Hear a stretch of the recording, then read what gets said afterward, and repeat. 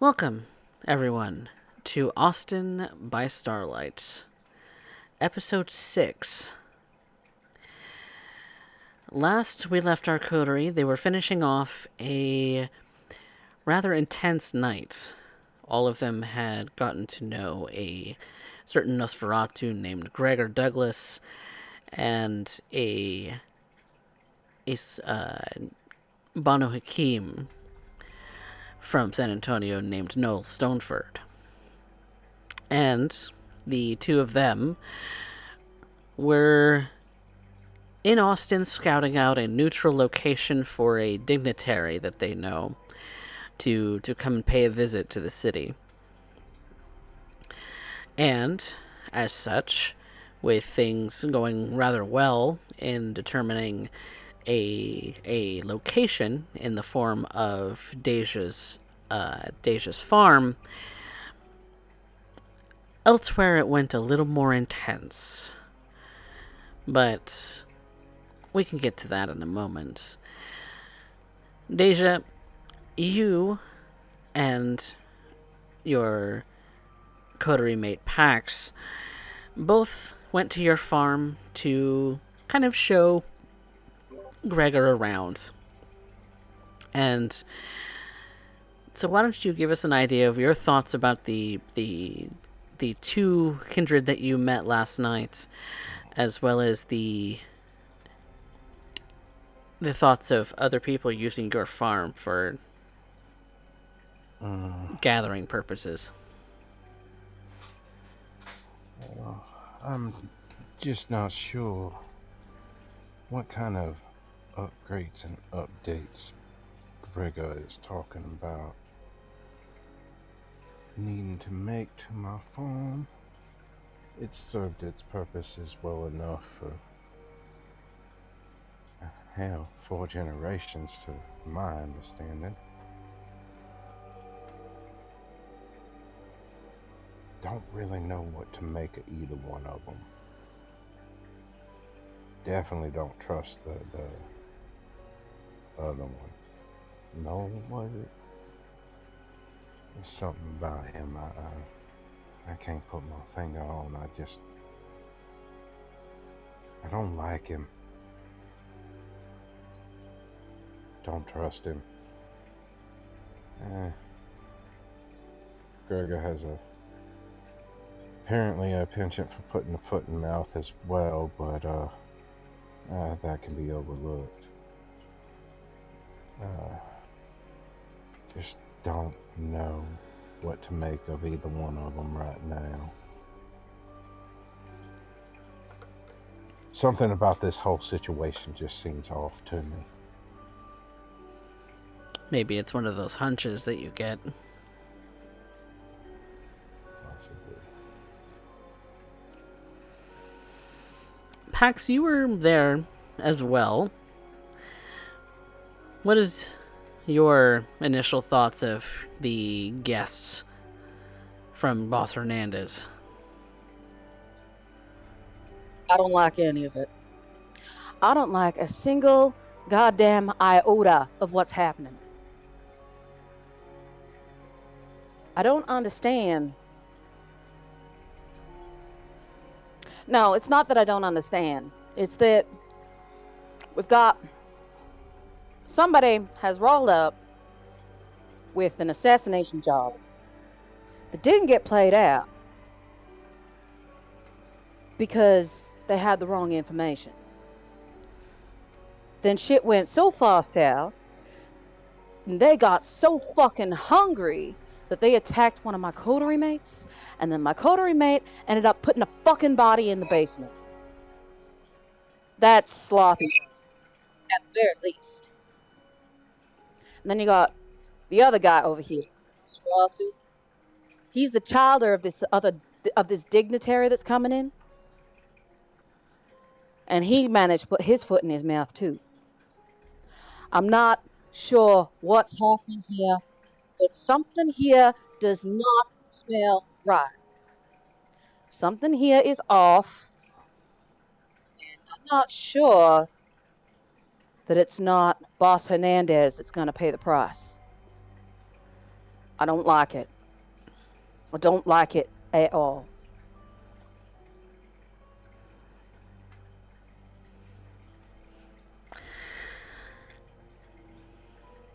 Yes, things are afoot that may be of a sinister nature. That's no real way to know, even with your sort of connections to the thoughts and feelings of others around you. Aleister, you had ventured out with your coterie mate Yvette with Noel on this job because you knew the target. What are your thoughts after everything that went down?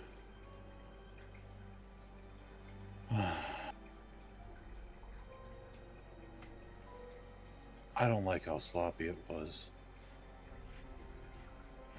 I don't know if she deserved to die, but knowing that it was a hit, they should have had better information. Then with everything that happened,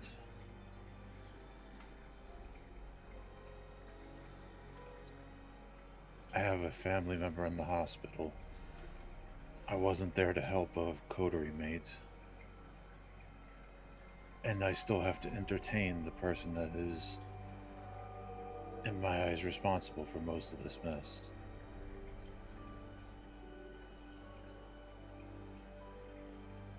It's just leaving a sour taste in my mouth. I don't know what to do about it. Torn between worlds in some ways. And then there's Yvette. Yvette, you were the one who suffered the most grievous of injuries. Perhaps not necessarily bodily harm in most respects, but perhaps to your pride.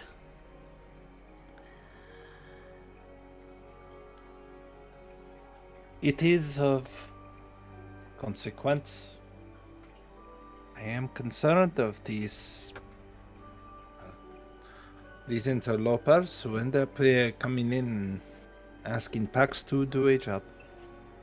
And yet, it is the responsibility of myself to end up looking after all guests that are involved in this coterie. Look to my shoulder, the one that was mauled by the Banu Hakim named Noel Stoneford. And when Monsieur Stoneford decided to, well, when he allowed his beast to get off the chain, he ended up having almost putting me into torpor, if not final death. I'm trying to recover from such things. Worse still, because of my wish to end up abiding, of allowing this individual the freedom of movement that was required, being unaware of the condition of the Banu Hakim, I realize the fault is mine. I should have treated this Monsieur Stoneford much like I treat Pax, understanding that there is a danger, dangereux, and being more cautious in that regard. Such a lacking has cost a man his life, as I have taken it. That death is on my hands. I am sure there are many who would end up saying that, oh no, it was Monsieur Stoneford, he ended up draining you, almost taking your own existence. I was the one who lost control as well, showing that it can happen to anyone. Now I have consumed an individual who is now hidden in this little cubby hole in the bottom of our haven. I trust Mademoiselle Cosetta to end up handling the issue forthright, as that is her specialty, or at least she is connected to do so. I apologize to her for the inconvenience. And at this exact moment, I am looking to end up trying to remove myself from the situation, recover a little bit. I observe a wound that will not heal in my shoulder. My arm is still heavily mangled from the wood splinters of the house attacking me.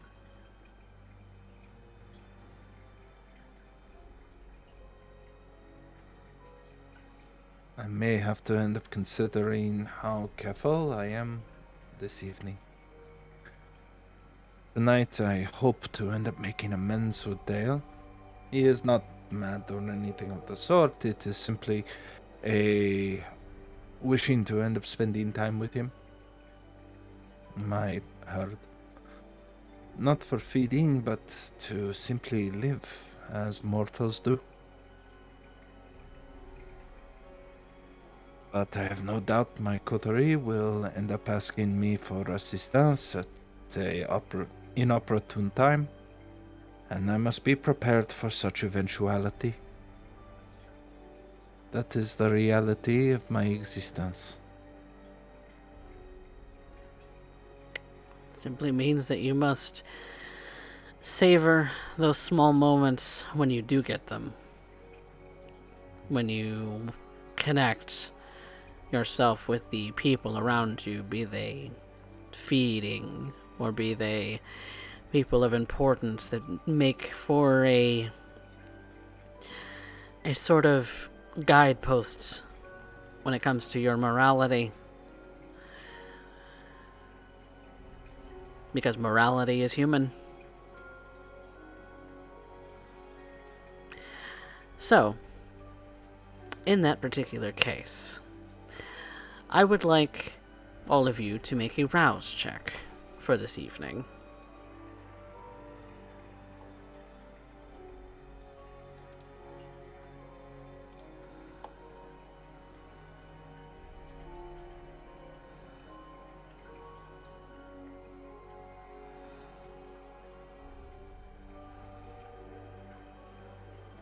And Deja? Success. Perfect. Yvette, Mr. Knight, hunger pains take you.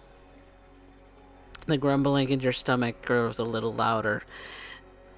Yvette going from very, very quiet and still silence to that light little rumble in the deepest part of your gut.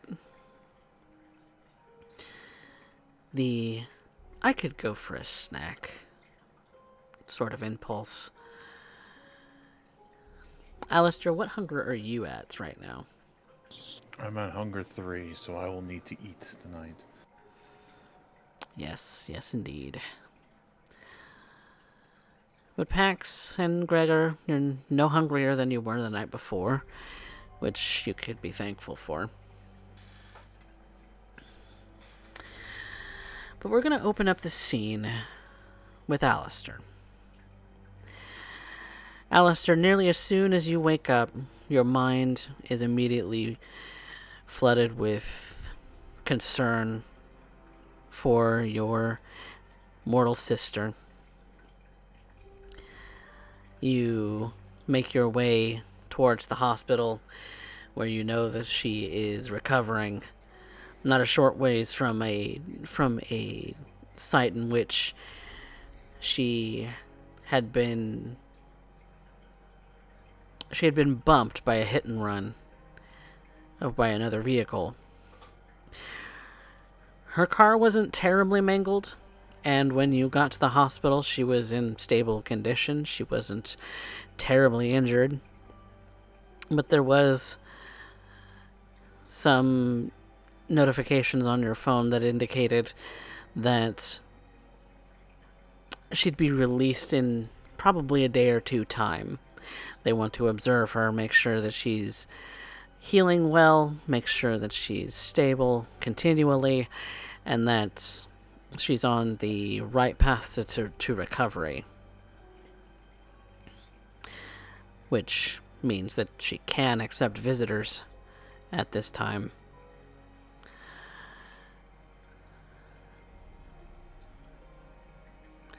And so you stand in front of the hospital.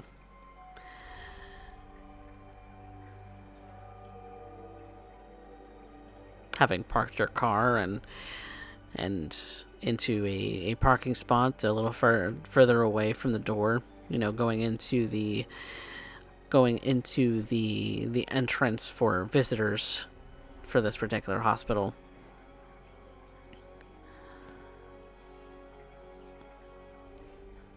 Do you blush of life? I would have actually probably tried to hunt before I came here. Ah. If I could. Yes. Because I do not want to put my sister at risk. Of course. Then, feeding in your own domain, small as it is fairly well stocked for the size of it. So, how are you feeding? Well,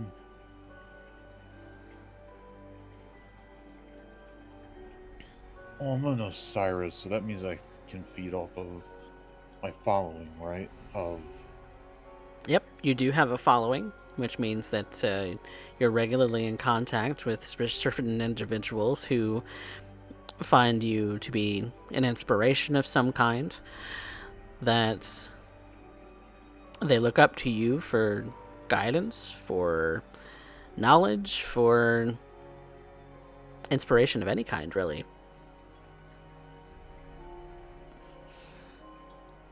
So are you feeding from your usual fare, where you're selecting a certain individual to come to you for after hours office hours? Yes. Okay. So in that particular case, I'm going to... What is your usual feeding role? I'd have to look that up real quick. Do you not have it on your sheet? Is there a place to put it on your sheet? Yeah, it's the predator role on your sheet. Where is that at? Under blood and EXP, but you don't have it filled in. Okay, let me look it up. I'll pull it up real quick. I'm sorry. Even if in this particular case, we can look it up later. I'm gonna call for a charisma plus subterfuge. Charisma plus subterfuge?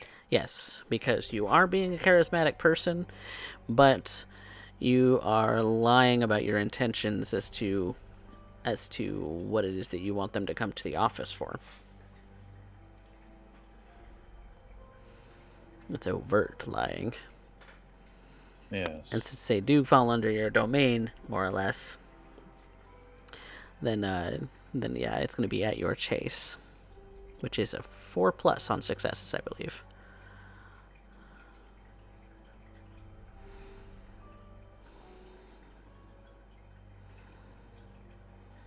Are you going to willpower that, or do you want to succeed at a cost? Oh, what would the cost be?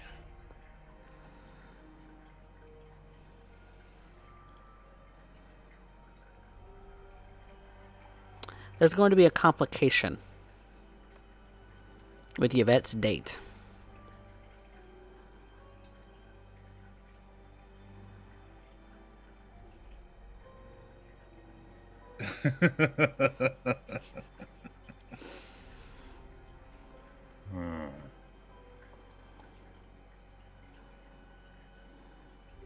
It's only one dice, and I'm not really that lucky tonight. You've got 3. You only need 4. It's your choice.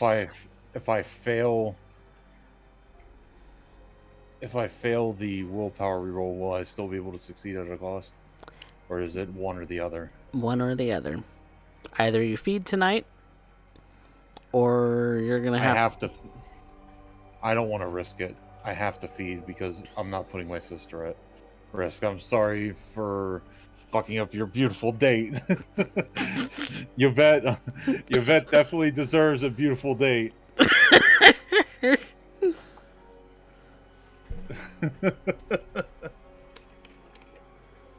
Ah, yes, Yvette gets the short end of the stick, sadly.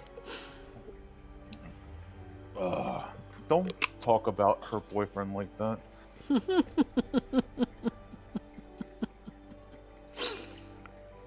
But you are choosing to succeed at a cost. Yes, I am. I'm sorry.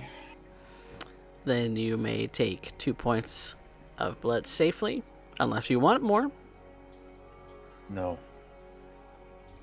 2 points is more than enough for what I have planned for the night. All right. This particular individual is both inspired and made euphoric by you, in a sense, as the slight sting and then pleasure of the vampire's kiss overwhelms them, takes them over, and after you are finished and sated for the moment, you allow them to leave, and you are free to go about the rest of your evening after spending 2 hours with this individual. Okay, I would go to my sister's then. Okay. And so, this is the point at which you are now in the front, having it just entered into the hospital, and where you're choosing either to blush or to not. I would definitely blush because my sister doesn't know. And nor should she. Oh According wait, to it's every... not just... What? I was just marking up a hunger. I forgot it was a rouse check, not just Yes, going up. it is a rouse check, so there is the possibility to succeed, which you do. Yeah. So, you speak to the reception, you get her room number, you climb the elevators and through the hallways, the rather sterile, sort of bleach-smelling lot of the place, the most cleanly and sterile place that you probably have ever been. You come to her door, and it's a little bit late at night, so it's probably around 10 p.m. at this time. And you are free to enter the room as you see fit. The door is open. I will stop by the gift shop on the way up and get a small like teddy bear or something cute. Okay. Just not that she needs something, but it's my little sister and I'm going to treat her like my little sister. Of course. Because you have to. Because you have to. And I will walk in. She kind of rolls over and groans awake, kind of almost like you get that sense like you know somebody's walked in the room without having seen them just yet. It's almost as if she kind of rolls her head over from the window and looks over to you in that sort of way, and kind of sits up a little bit.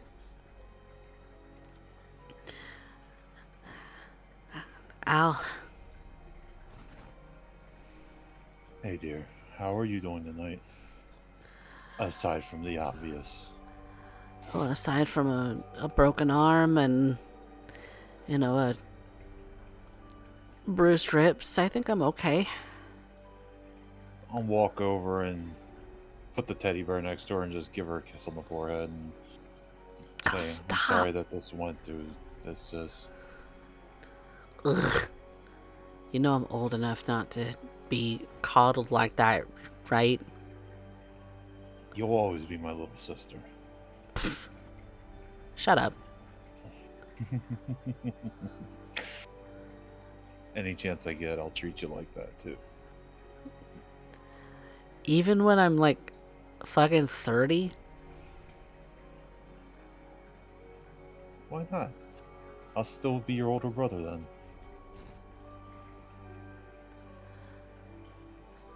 Whatever. Ow. I shouldn't laugh, it hurts. I'm sorry.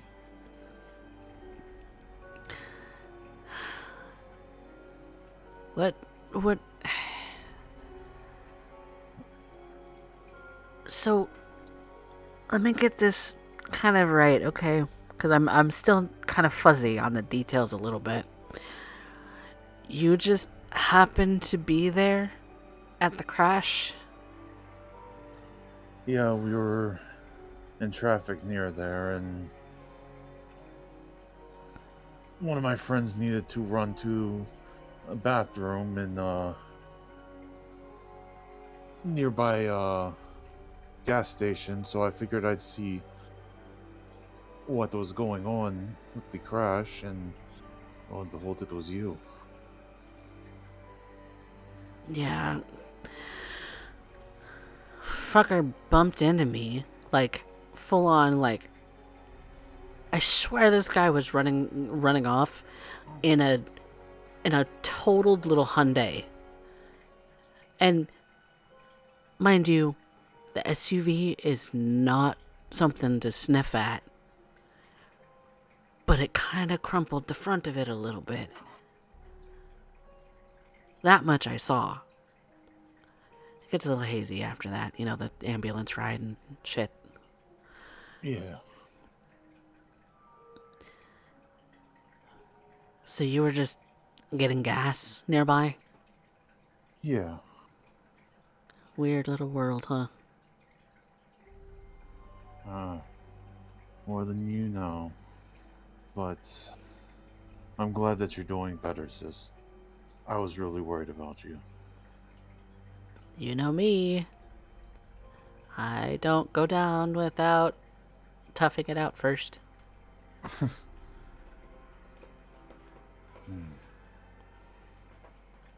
ST, does she still live at home, or does she have her own place? Is she like a college student, or Well, you didn't tell me how old she was. she is a couple years younger than I am? I'm not exactly sure how old I am. She'd be old enough that she could have been out on her own, but it's up to you. It's your knife to twist. She still lives at home. Okay. So, even though she's somewhere around like 21, 22, she's still living at home because she's doing so to save money while she's going to college. Yeah. But that's this semester is going to have to be put on hold if she's going to be kind of limping around a little bit, maybe. Yeah. But maybe not as bad Okay. as you initially thought. I'll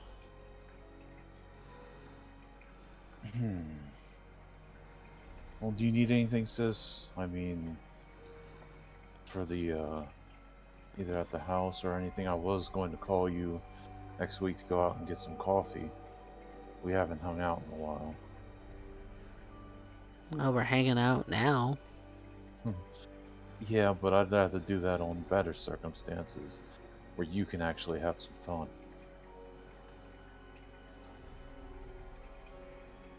I mean, I'm going to be here for a little bit still, so you're the most fun that I've had all day.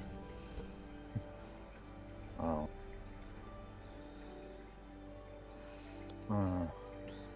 How are things at home? The usual. Usual good or usual bad? And Aleister will kind of get a little bit of a serious look on his face. The usual. Okay. I mean, what do you expect? I just wanted to know if Dad was being Dad. I mean, does it surprise you that it's still the usual?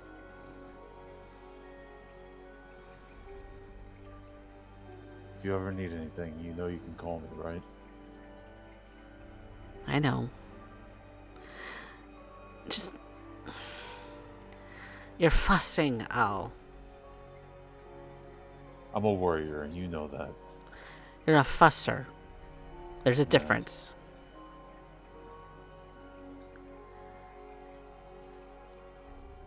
I'm a big girl.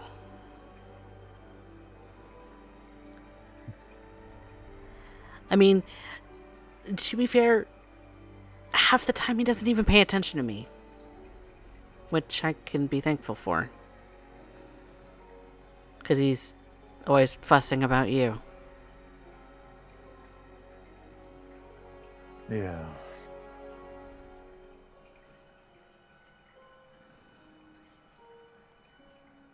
I honestly don't get it. But, whatever. I'll just walk over and I'll sit next to her and kind of like hold her hand. And just... Well, I'll stay with you until you decide that you're too tired and you want to go to sleep. I'm sorry that I had to show up so late. You know how the students are. How's that going? It's fulfilling. That and my side job. They keep me busy. Bookstore, right? Yeah. Well, I've been too busy too to swing by and... I like books. I like audiobooks better.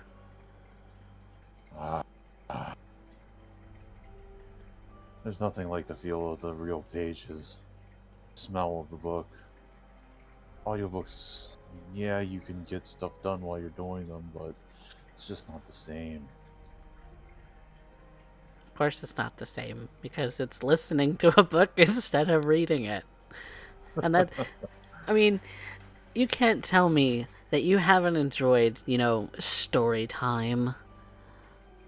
It's true. When I Mom used to do understand the it. appeal. Yeah. When we were, like, real little. She used to do story time a lot, read books to us. I guess that's kind of why I like audiobooks. I could see that. Because even if it's not Mom's voice, it still feels a little similar. I don't know. It's weird. Not really. I can understand it. So you've read any, or, well, listened to any good books lately? No. Because my textbooks are all boring. Oh. How are your studies going? Why are you gonna inquire and be like, Dad, and just kind of be like, you should do better? Yes, you should do better. You should do this and that. Shut the fuck up. I was just seeing if you ever need help or need tutoring or anything. Even if I can't do it, I know people that could help you if you needed it. I just want to see you succeed so you can, get out on your own too. I know. Dad says the same thing. I just want what's best for you. I just want you to get out on your own. I want you to spread your wings. I want you to blah, blah, blah, blah.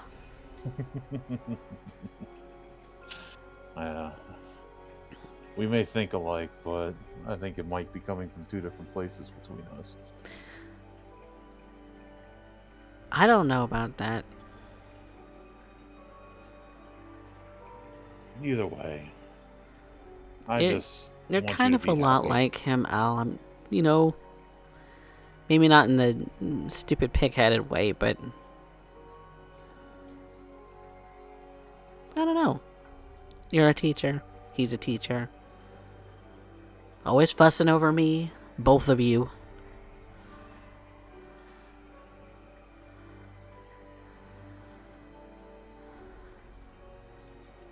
I mean, I'm not that Yeah. special. You're plenty special. No. I mean, I get C's average. C's get degrees, right? Yeah. No, like, I'm not trying to fuss over you. I hadn't talked to you in a while, so, I've been wondering how you've been, if you need anything. No, Just, I don't need anything, really. okay. As long as you're good. That's all I care about. Yeah, I'm pretty good. I keep to myself at home, so.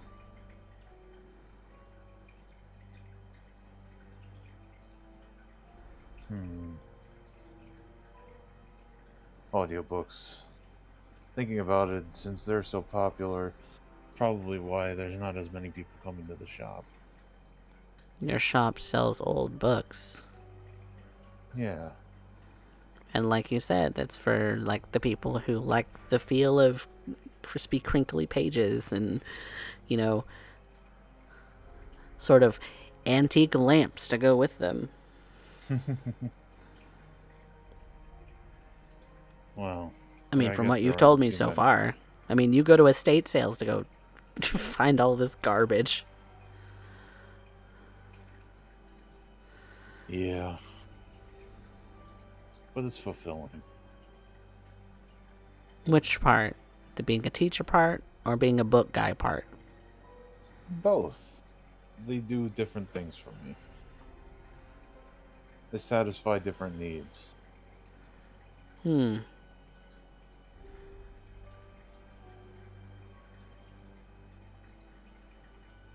So when are you getting two girlfriends to satisfy different needs? Well,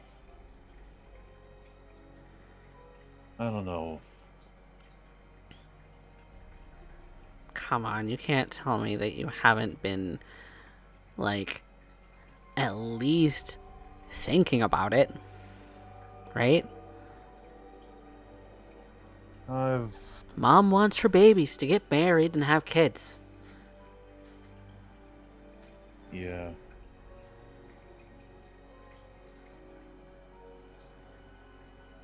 Aleister will just get a kind of somber look on his face at that thought, and yeah, I wish I could make Mom happy. What's with that look? Oh, don't worry about it. That's another time, maybe. You got enough on your plate. I'll be fine. You said, if I need anything. What's that dumb look on your face? Uh,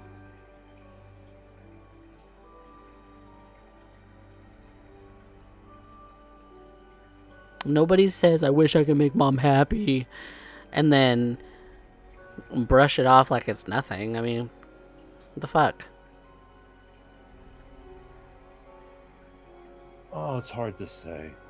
I I have been seeing someone. Oh? Yes, he's great. He. Yes.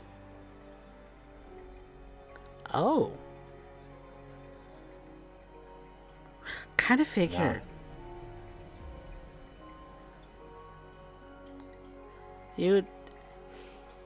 You You can't tell me that this is a recent discovery, right? Like, this is something you've known your whole life? I've known for a while now.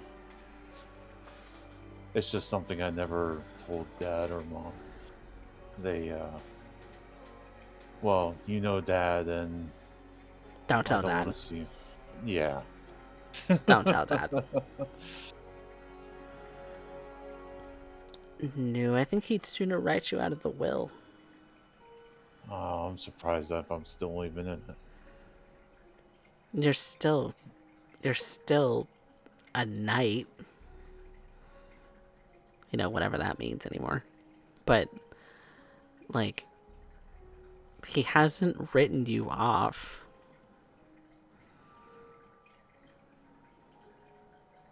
Yeah. He just gets upset. He gets passionate. He gets like he gets.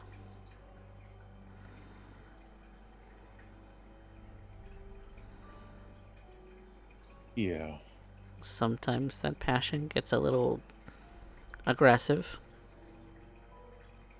But I don't think that that's I don't think that having the passion part is a bad thing. I just wish he'd lay off a little bit.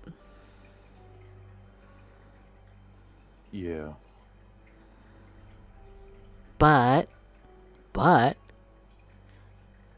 what's he like? Is he cute?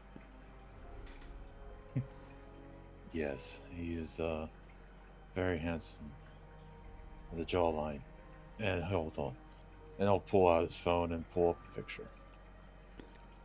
Oh my god. I know. And for some reason, he sees something in me. Okay, so you're not bad looking yourself, but I mean, come on. He is exceptionally cute.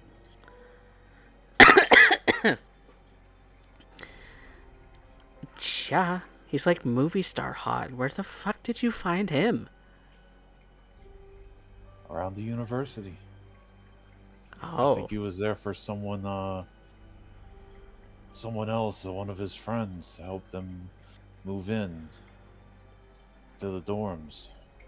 I'm talking closer to your age, right? We're not talking about Oh someone. yeah, he is definitely closer to my age. Okay. We're not doing the creepy thing. I'm not that kind of professor.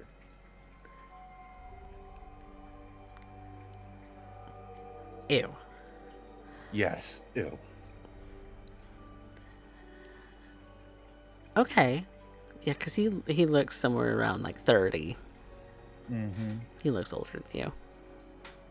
He's a little bit, but that never bothered me. I mean, the fact that you're even teaching at 20, what, 5? It's Well, kind of a miracle, right? You're like a miracle child.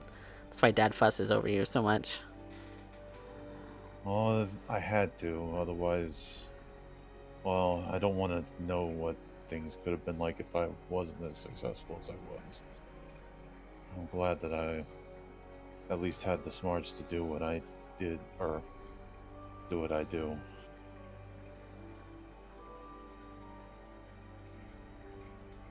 Yeah, I'm not that lucky.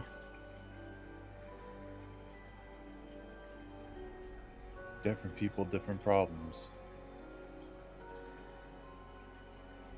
Yep. And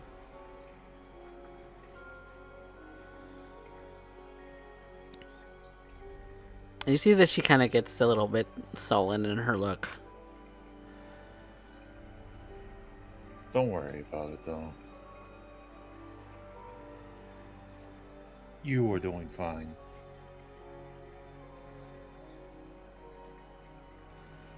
And I don't if know, you want, sometimes I just want to say fuck it. I don't care what he thinks, and other times I'm like, wish he'd notice me. well,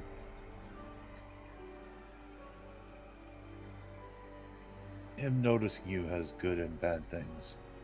There were times when he was genuinely good, but you take the good with the bad, and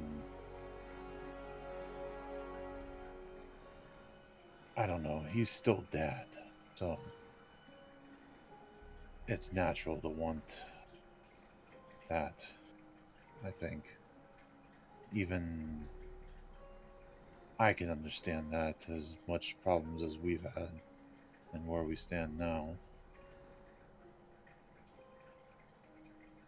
But sorry if it troubles you so much, though. You don't have anything to apologize for, Al. Sometimes I feel like I didn't do enough for. You know me, I fuss. Sometimes too much. Yes. Mm. Be careful coughing like that. You don't want to hurt your ribs. I know. It hurts. Every time I do. Well, have they been giving you pain meds? Yeah, it takes most of it away. The big kind of whooshing of it. Yeah. Okay, that's good. How does she seem? Is she starting to get tired? She seems a bit tired, yeah, but she's enjoying your company. All right, I'll stay here till you fall asleep, and then I'll sneak out. But I want you to rest. I'll be back tomorrow. I'll make sure if you need anything, for the house, if you need new crutches or a wheelchair or anything like that to get around, and anybody to come in. I don't have much, but whatever I do have is yours. Everything that I'm gonna need from here is gonna be covered. It's, if anything, Dad's got good insurance. Yeah. Alright, kiddo, go to bed. And he's going to get a sly look on his face because he called her kiddo. Nah. She makes a sneer at you.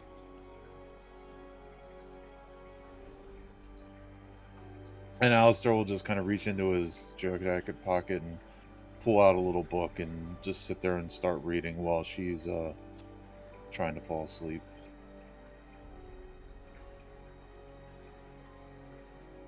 And she dozes off, quietly snoring. As the hour draws closer to midnight,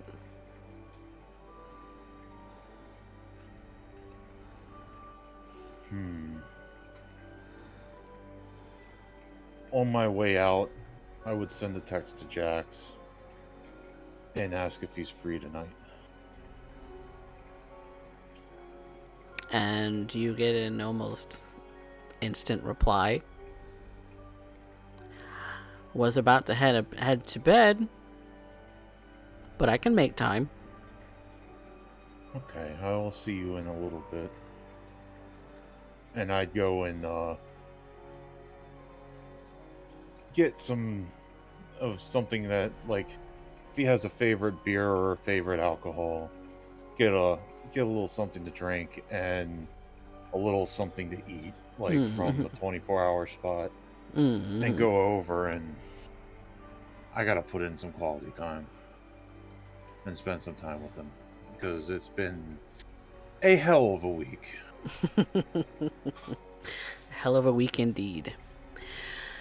But we'll come back to that, as we have other individuals who have been around since earlier in the evening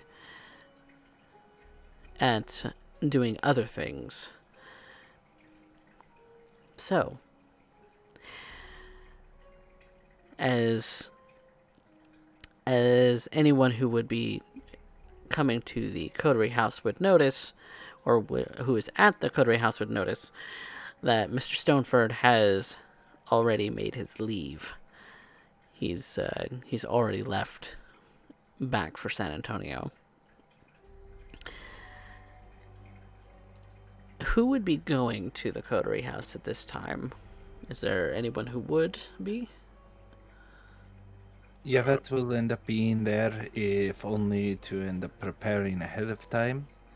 She was in no condition to arrive back at Dale's place. So, and it's not unusual for her to not be coming back to his place every year so often.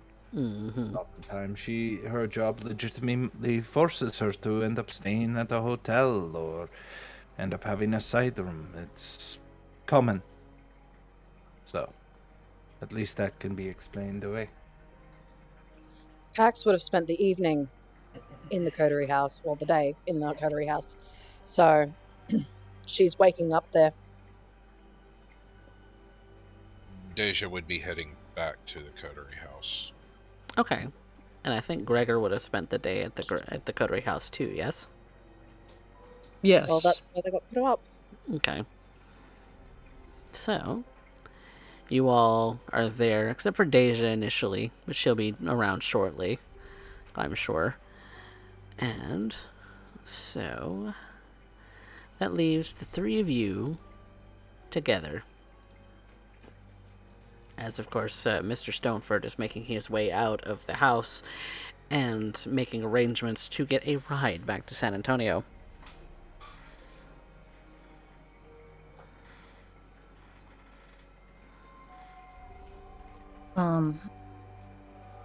Waking up,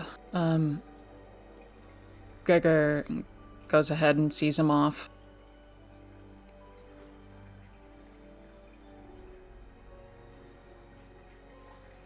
Yvette will certainly do the same, as he is nevertheless her responsibility. Pax would have seen him out the door, but besides that, she's got to get some stuff together for the evening.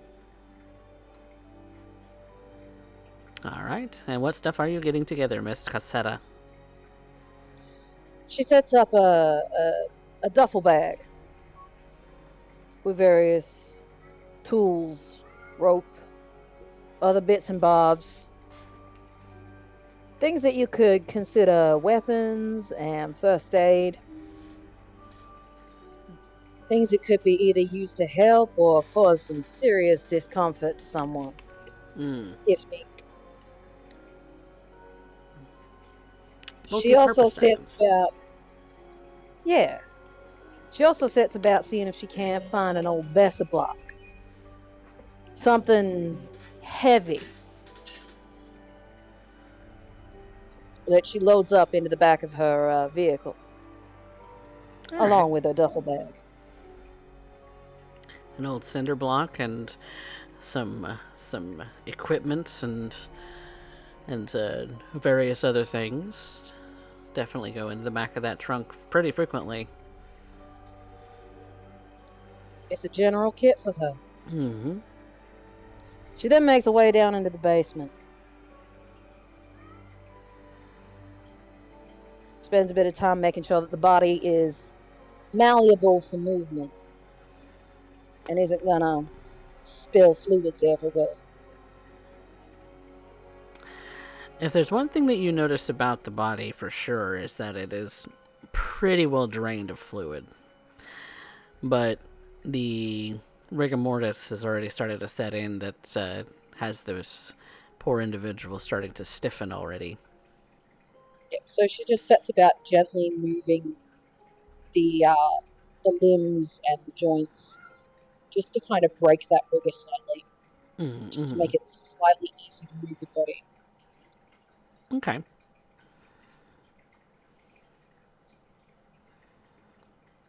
And you carry it outside of the sort of whole sort of basement thing.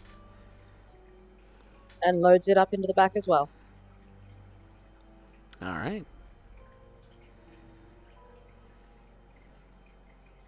It's a fairly common occurrence, enough for you, Miss Cassetta. You are indeed familiar with this sort of thing already.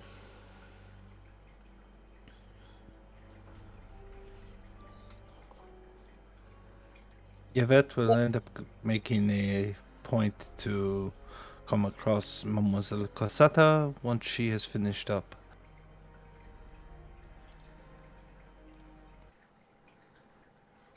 Doing so, she will approach the Mademoiselle, give her a soft nod. I am sorry that I've had to end up requesting to use up a portion of your evening. The inconvenience is entirely my doing. Think nothing of it. And it's not all on your shoulders. She just kind of nods for a moment. Will you be all right for the evening? I will be Think... Oh, go ahead. absolutely peachy. I will be absolutely peachy. How are you doing? Is of no consequence. She pulls aside the bandage for a minute, and I will roll a rouse check to heal 1 point of superficial right in front of her. Okay. Ooh, Doesn't make nice. you any hungrier. Very nice. That's a start. Won't push it just yet. It's enough to heal. If you poked at it, you would certainly end up noticing that there's still meat missing underneath, but at least superficially it should look fine. And any of the puncture wounds from the wood splinters that had been left in your arm as well, those start to close up over skin. Skin starts to close up over those superficially as well, leaving you looking mostly whole. Right. Well, I'm all good for the evening. And if you're okay, I might take our tall, dark, friend for a bit of a ride around the city. Give him a bit of a look around. I feel it is necessary that you get acquainted with Monsieur Douglas. It would seem that he is going to be spending more time with us, and if that were the case, you are probably the best representative of the coterie. Glad you think so. You are simply the boss. We both know that's not true, but thank you anyway.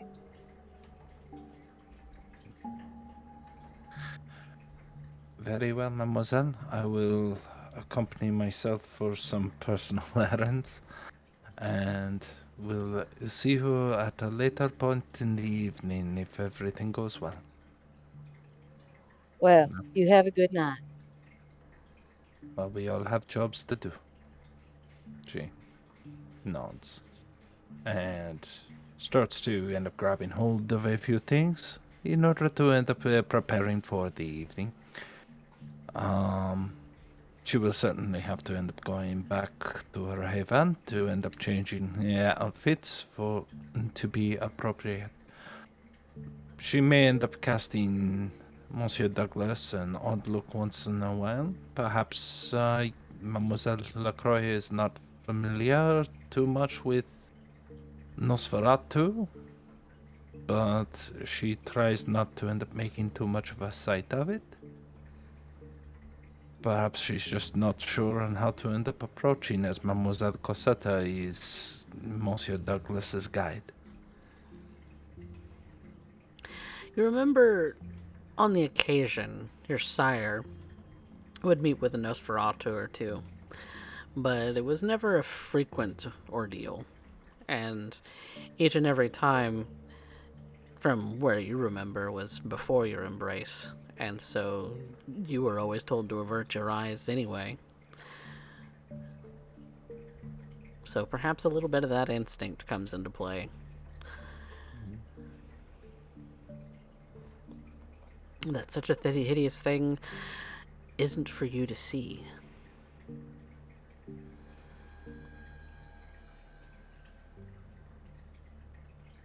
but it has been some time since you've been in your sire's presence. Me. And I am trying to... Well, let us hope that it will still be some time. Once I am prepared, I am going to wish a au revoir to Mademoiselle Cosette and Monsieur Douglas before I end up heading out, unless there is some other pressing matter.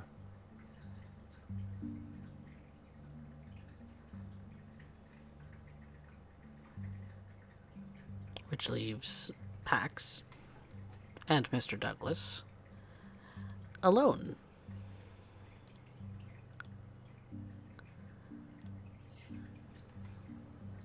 Well, you're with me tonight, Mr. Douglas. Looking forward to our little romp around the city? He's been quiet, standing there with his arms folded behind his back. When Pax speaks to him, he does a polite nod. I'm at your service. Oh, no, Mr. Douglas, I'm at yours. You are, after all, our guest. Truly. But I suppose the past evening or so has been, well, to some extent, I was responsible for overseeing my compatriots' actions. And I failed in that matter, most terribly.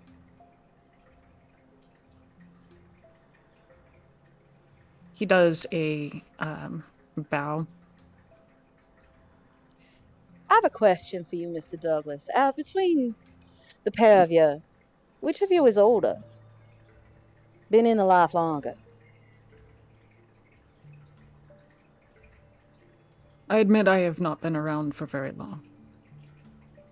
I assume So, Mr. Stoneford has been of this unlife far longer than I have. so Mr. Stoneford, the older one, is under your charge. Forgive me, but that sounds a little wonky. Don't you think? It is a task that I undertook and agreed to.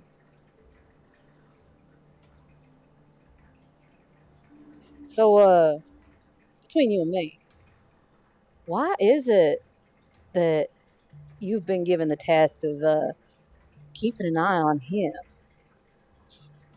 Is he not rank ahead or something? He thinks for a second. He was, well, to my understanding, part of a different coterie in San Antonio. One that has... He seems very, unsure of how to communicate it. I Speak suppose your mind. It's infamy? just between you and me. Right. I suppose infamy is the word I would use. Infamy. Now, what do you mean by that, Mr. Douglas? Give me all that gossip. Group that was not necessarily well liked, in part made of outcasts. But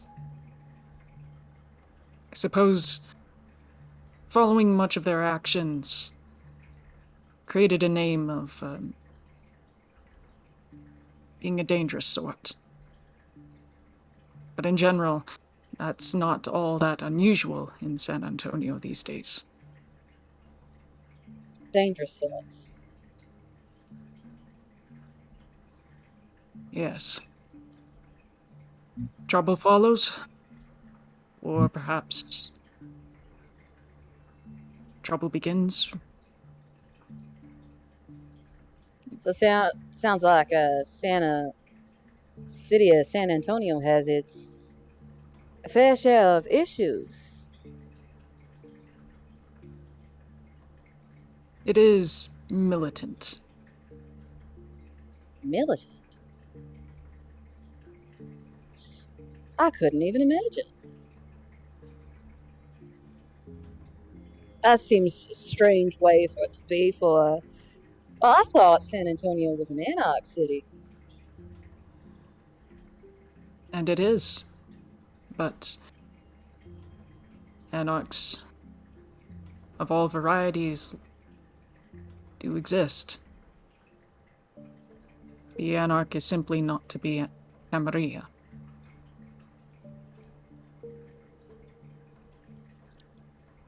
That's an Unaffiliated. interesting take. Pop.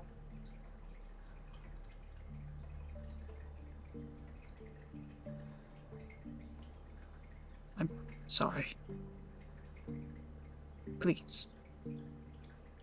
I'm sorry. I didn't hear what you said last.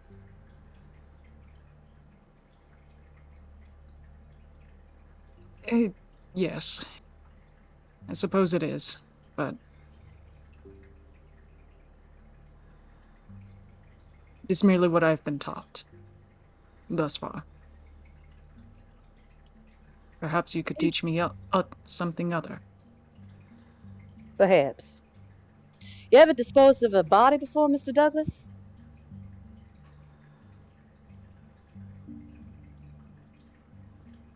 He looks down and just sort of like adjusts his collar. Well, yes. Do you need materials? Materials? What do you mean? Shovel, bag, cleaner. We have a large river that runs through the middle of our city, Mr. Douglas. Seems a bit crude to be digging holes where animals can dig them up. He nods.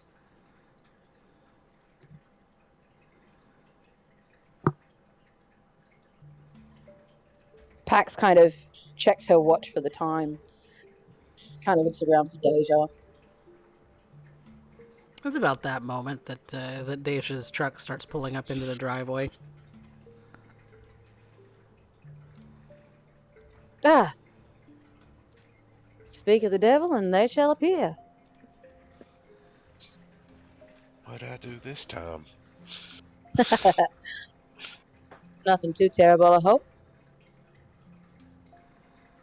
Well, the night is young.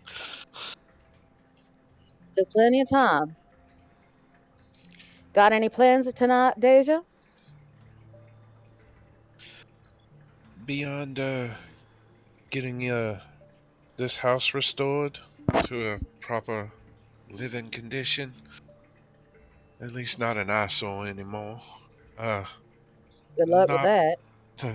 not particularly. Do you need anything?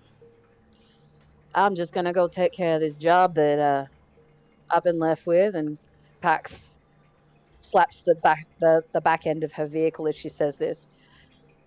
And I was thinking I'll show Mr. Douglas here around our fair city.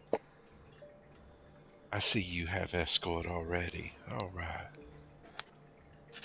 Well, don't let me hold y'all up. And she goes to the bed of her truck, grabs her tools, unloads a bit of lumber, and starts patching up the hole on the side of the house.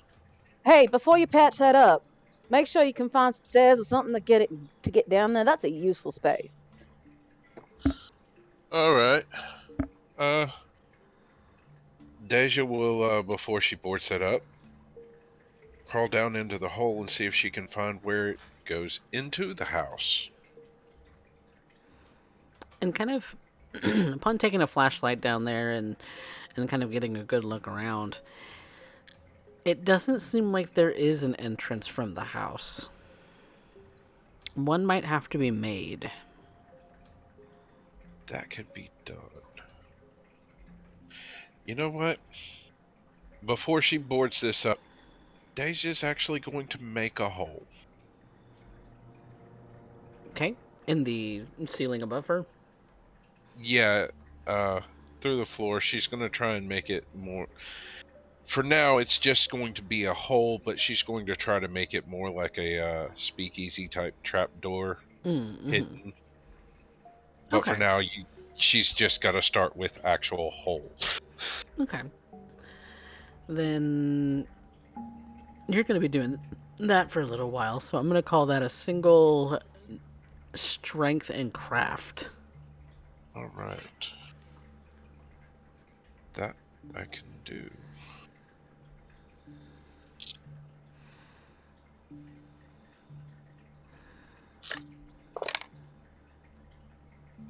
Ooh, thank God I've only got the one hunger right now, or that could have been nasty. um, that's 4 successes. Okay. It is going to take you a little while to do, as you're going to be, pulling Right. hole through wooden floor and through a bit of dirt above it. Well packed Yeah. and kind of supported, but you are going to be able to do that over the course of a couple of hours. Okay. Which leaves Pax and Mr. Douglas to go about their little trip through the city. Did you have anything that you were looking to do in specific? Pax is going to go take the vehicle down to one of the bridges that goes over the river. Mm-hmm. She's going to look for a little spot with without cameras. And she's going to tie the body to the cinder block and then throw them both over the edge so that it just sinks below. All right. And Mr. Douglas, I am sure that you're helping her in whatever regards you can. And she wants to do this preferably without being seen. Of course. Make me a quick composure and stealth, both of you. Unless you're doing something else to be a little sneaky. She's just doing it quick. This is gonna suck.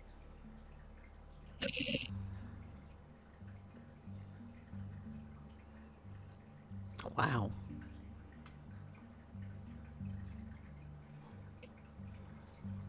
Okay. You both are fairly certain that you're not going to get spotted.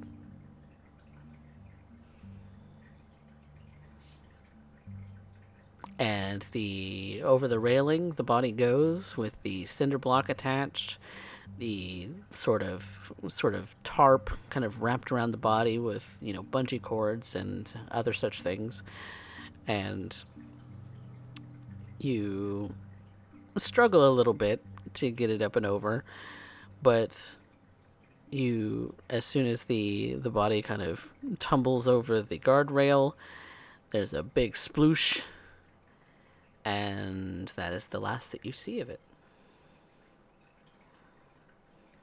Pax makes her way back to the car without a second thought.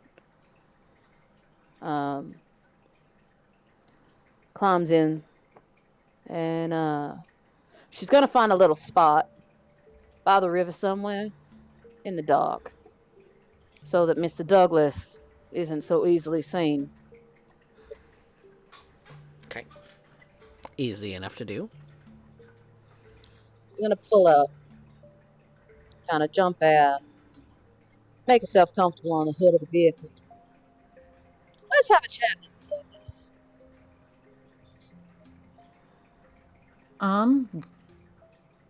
Yeah, Gregor just does so. Stays next to the vehicle. Pax actually kind of pats the hood of the vehicle as if to gesture for him to come and sit with her. and he will do so. I want to know about you and yours.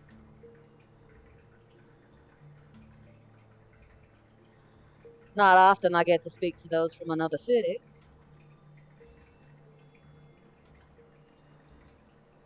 Mine and my own. Yeah. All right. What is it you wish to know? What's it like? I mean, you, you, she says, casting a glance up and down him.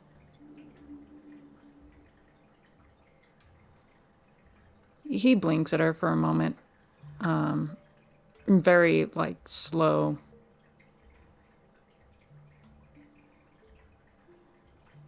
Well,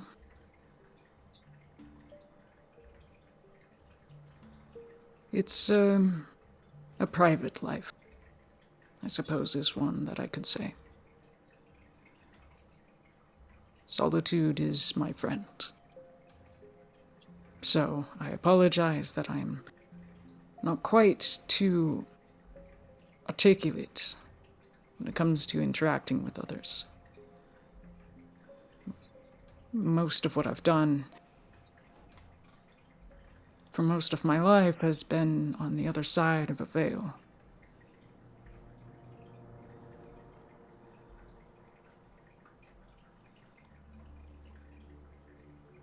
Other side of the veil. Our veil. You'll have to be a little bit more specific, Mr. Douglas. When it comes to the veil, I've got many different references. My apologies. A chauffeur. As a career. A driver. Yes. I imagine that becomes difficult with your current appearance. Surprisingly, not terribly. The windows tinted, and the vanishing abilities. Most people don't notice. I imagine it would make police stops rather interesting. Would never happen. Never. No. Mr. Douglas, in my line of business, we learn to never say never. Because there's always a chance of something to go wrong. I suppose that's the intelligent way to look at it.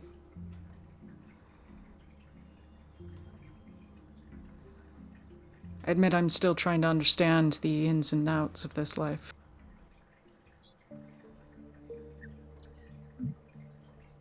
Is there anything that particularly stumps you?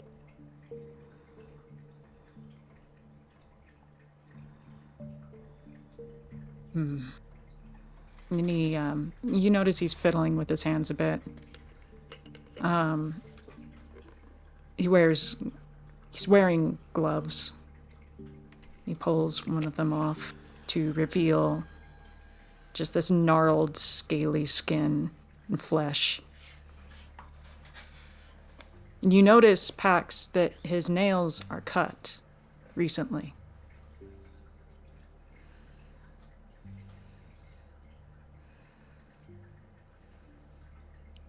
I suppose it's the matter of being above the bestial aspects of this life. Above. But rather not trying to be overwhelmed by it. Finding a matter of control. Yes. There's some of us that control and some of us that live in harmony. And there are others of us that have no control. Ever lost yourself to that voice? That little nagging piece in the back of your head that makes you want to rip the throats out of every person that walks past. He frowns.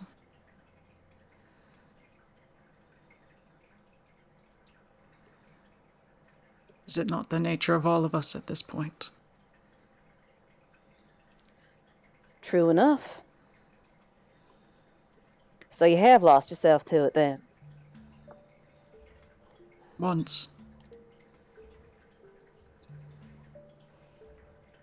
I don't intend to let it happen again to the best of my abilities. It's a terrifying experience to lose yourself so much.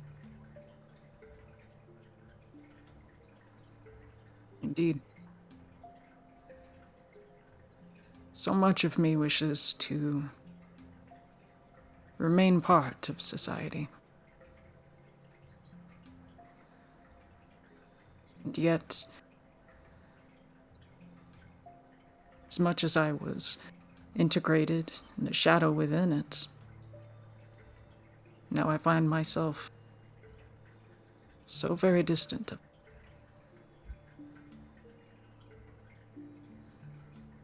There's a difference, certainly. Being unseen but alive, and being unseen and dead.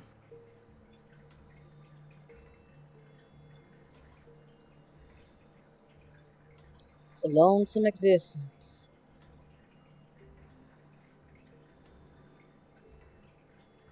If I might, may I ask of you? Ask away.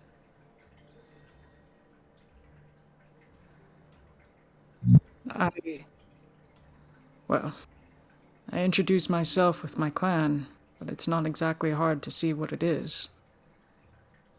Yeah, your clan, born on your sleeve.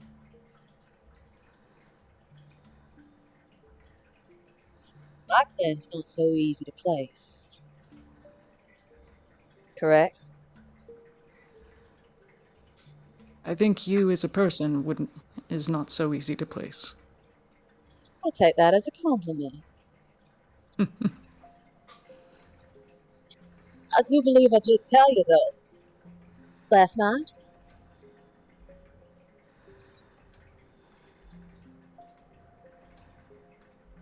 He thinks about particularly it. when we were talking about how Don Hernandez is not my side.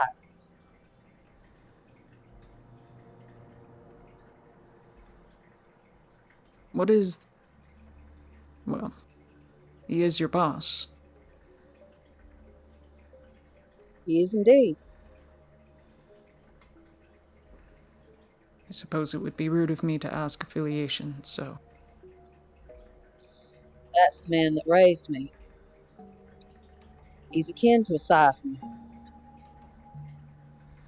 And as far as I understand it, I was supposed to be his child, but I got snapped up before he got the opportunity.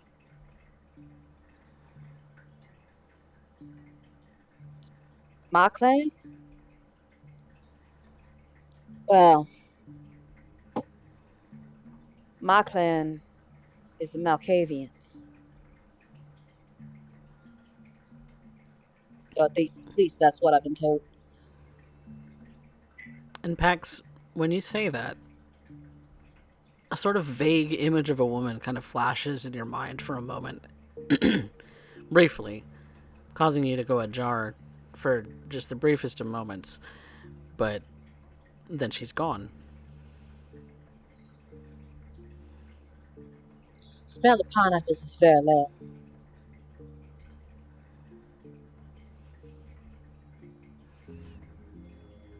Pineapples. Yeah, you can't hear the smell of pineapples? You see that Gregor is completely lost by this comment. That's what it means to be a Malkavian.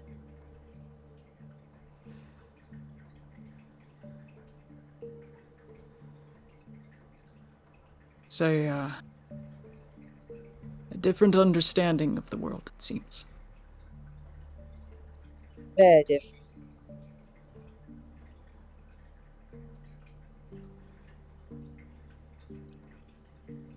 Some of us are gifted with foresight, if you will. If you want, I can look into your future, see what's there. Nothing comes without a cost, though. Gregor smiles. I'm not so bold. I'd be terrified to know. Future is a malleable thing. What I see may not come to pass. Then again, it might be entirely accurate. Might be accurate for another you, or it might be accurate for this one standing right here. It's a possibility. Entirely changeable. Sometimes.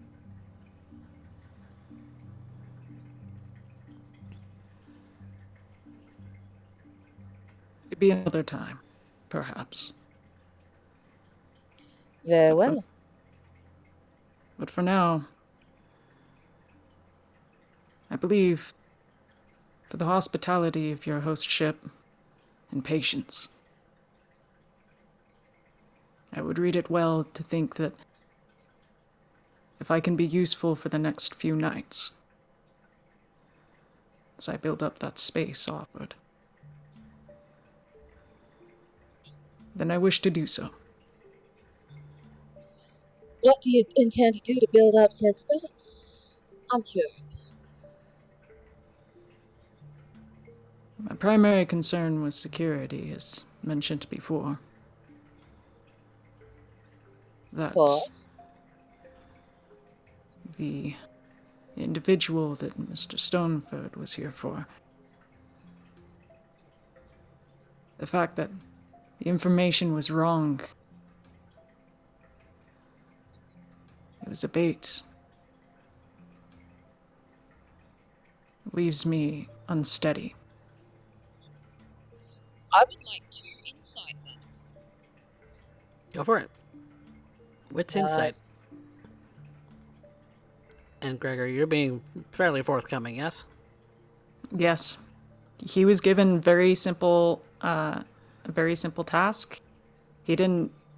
I almost argue that he didn't know Stoneford was there until the moment that he got in the car and had to drive him too. Okay. I didn't want 2 zeros. That was bad. It wouldn't have been a critical failure, but it would have been a failure nonetheless. But you eye him, Pax, and he seems forthcoming. And you almost don't trust that about him. He seems sincere in what he's saying. But sincerity could be double talk. Sincerity could always be double talk, especially in this life. You have no idea how exactly to frame it in your mind. You're going from I trust him, I don't, I trust him, I don't, kind of back and forth. And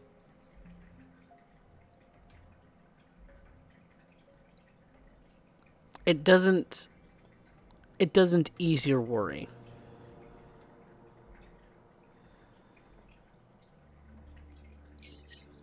As she's looking at him, her eyes drift to his hands, to those very clearly recently clipped nails. And she reaches across and she gently grabs one of his hands and runs her thumb across those nails. Why did you cut off your clothes? To feel more human. They grow, you see. every night. Unfortunately, if I... My apologies. Don't apologize.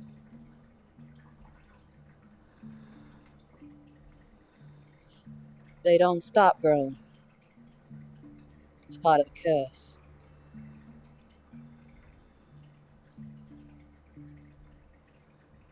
Indeed. But... well, how should I say it? Curse or not, I would wish to appear less as though I am baring my fangs in any given circumstance.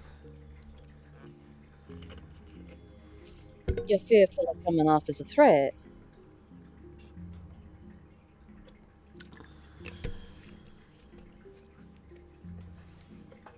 Why is that, Mr. Douglas?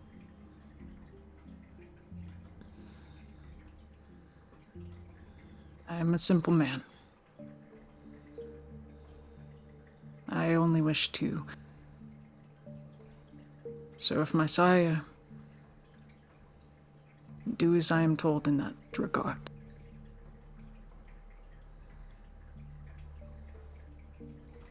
You'll have to forgive me, but from the moment that you stepped out of the boss's office, you seemed so uncertain of your path. You have to speak up. You seemed uncertain of your path, like you're not sure where you're putting your feet. It's like everything in front of you is cloaked in darkness and you're just hoping you don't step off the ledge.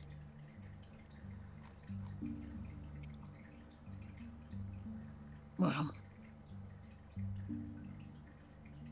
would you not feel the same, separated from everything important to you? Placed in a new city, new life, with the probability that your existence could be ended in the single event of a failure. I mean,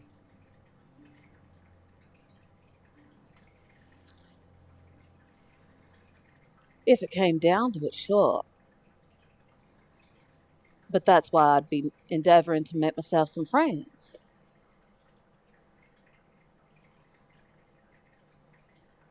Then you answered your question. I do not wish to be a threat, all the same. Well, if it makes you feel any better, Mr. Douglas, I don't see you as a threat. I see you as a potential ally. You see he kind of cocks his head and then smiles at you, Pax. I'm glad you think so. I hope I can earn that officially and truly. As true is true. I don't think I could be any more true to it. Or any more official.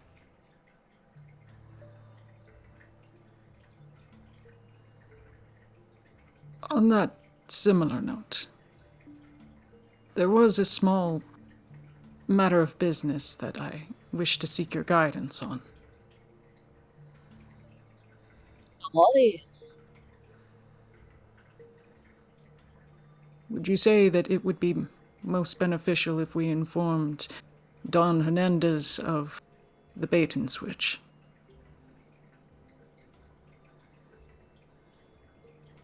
Now that's a thought.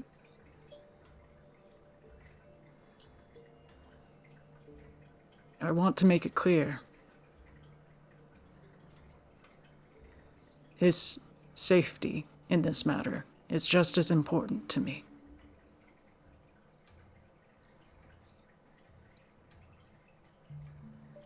Interesting. That's an interesting put forward. Now, I have a question for you, Mr. Douglas. Do you know where Mr. Stoneford got his information?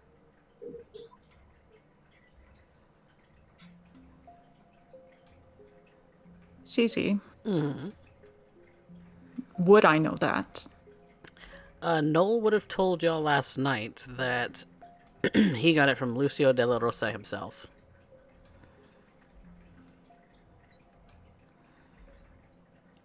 And Okay. you don't know your sire to be the kind to get caught in a bait and switch.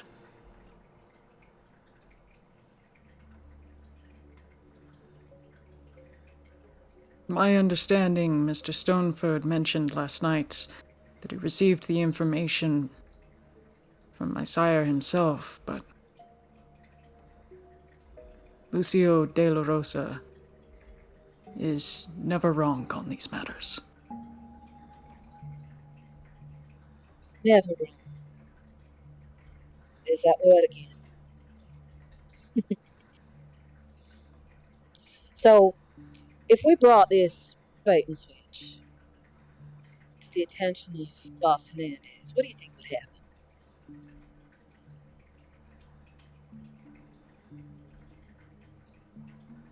Suspicion would certainly be brought upon my sire. But even more so than that, Yes. I believe suspicion within matters of the city. I'm trying to understand the political game played here. Well, you got a couple of things right there. See, if, and this is a big if this is your side trying to play a game, it wouldn't end well. This is Boss Hernandez trying to play a game, it wouldn't end well. If this is somebody else who's trying to play a game, it's not going to end well. So, what we can do is hold our cards close to our chest. For now, knowing what we know. And keep our eyes peeled for anything else that goes wrong.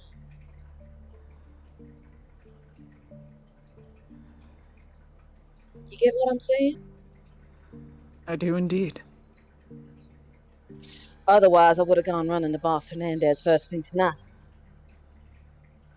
You can guarantee it. But I don't think any of us want an intercity war. Your mind kind of ticks towards Boss Hernandez for a moment, kind of almost absently looking in the direction of his home and office, kind of wondering, ooh, what would he do to me if he found out I was withholding information? I'm sure he'd understand. He's killed people for less. He'd absolutely understand. After all, it's all to keep him safe. It is.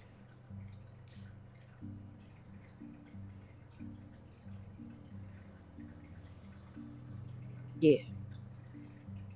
Yeah, that's what he'd want the most. Keep him safe. But he could turn. I was so worried about that. But he won't. I'm sure he won't. I hope he won't.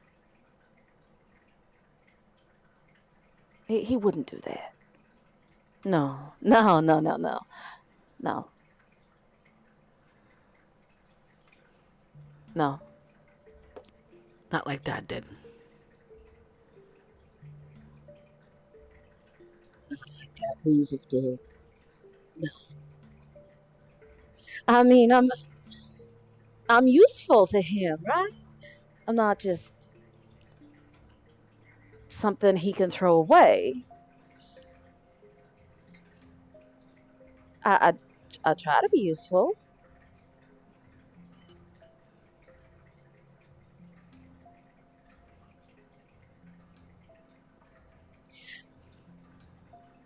She kind of rubs her face and her head. It's almost this action as if she would have done if she was a human and she had a headache. But that's not possible for a kindred. And for a second, she looks like she's off somewhere else, in a completely different time and a different space. Is Cosetta? Yeah. Is everything all right? Smell the pineapples. Gregor does a slow blink and nod. I see. Anyway, what parts of our wonderful city would you like to see tonight? We've got all the way till dawn, and there's plenty to look at. And I believe that is where we're going to take a quick break. And when we come back, we'll see if there's something that comes up during Yvette's dates, a possible complication, and what else our lovely coterie of kindred might get up to tonight. Be right back, everyone.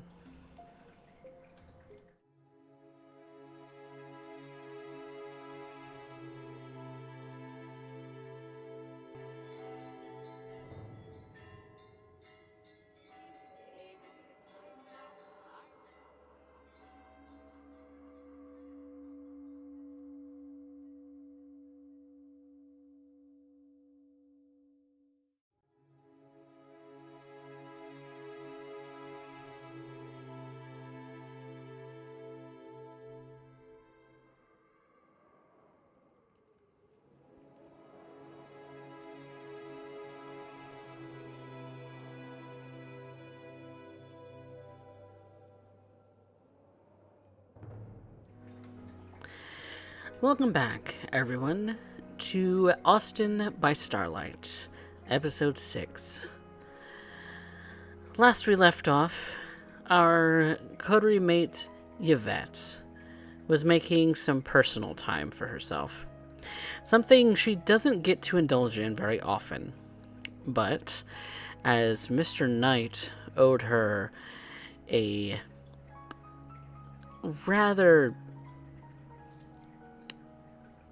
rather hefty paycheck, as it were, the night's goings on are on Mr. Knight's dime. And thus, Yvette has made very little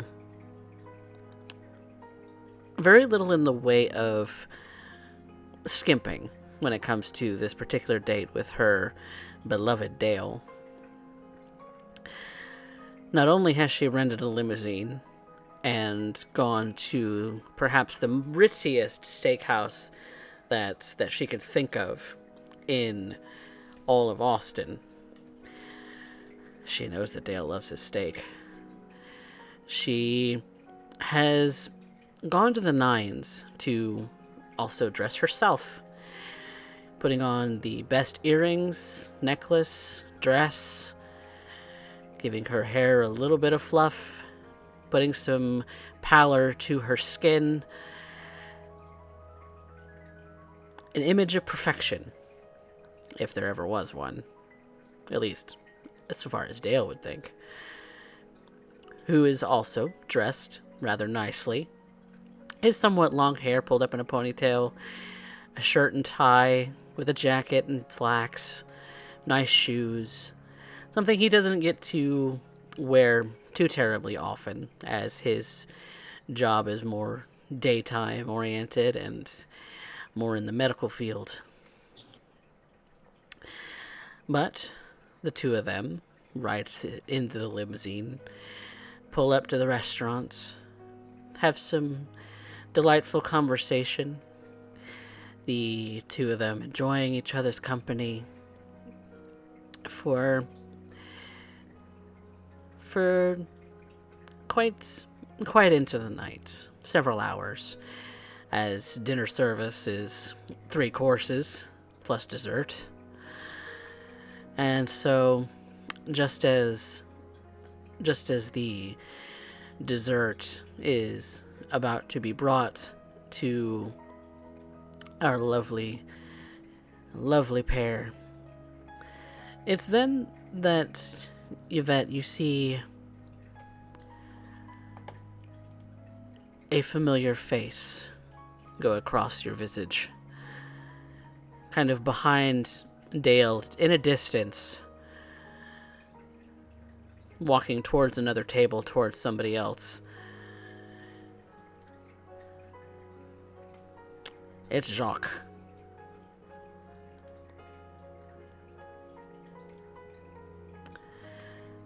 The one person that you perhaps maybe didn't want to see.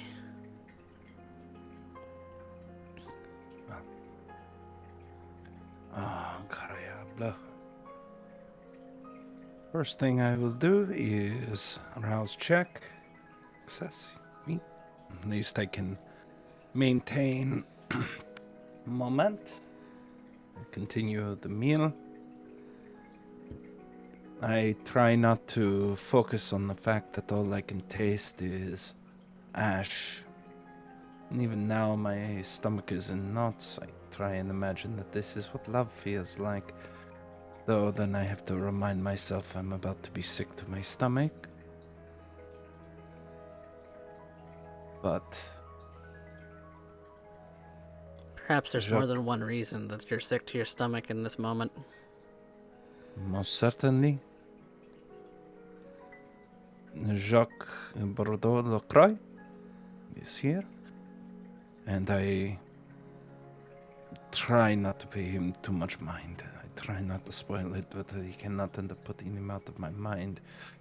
My maker, the person who has created me for so long, over 50 years, has ended up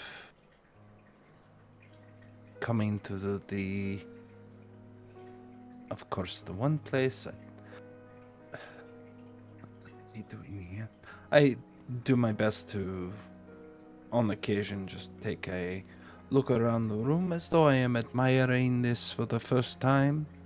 Reality is I am trying to end up with understanding who it is that Jacques may be sitting by, those who may be of consequence, as I try to end up enjoying my meal. I oftentimes will go to goad Dale into one of his several rants. He most assuredly has something on his mind, as this is, well, a rare opportunity for us to simply socialize, engage, enjoy one another's company beyond a simple kitchen table that was bought out of, I think he got it from IKEA. So right now we can at least dream. It doesn't help, or it does not hurt, that Monsieur Knight is flipping the bill. I try and remind myself of these tiny things, but I look to Dale and just listen in, my eyes occasionally going about, trying not to be too distracted. But Jacques is here. Yes, he is. How obvious do you think you're being right now? That something else is on your mind? I am trying to hide it as best I can. For the most part,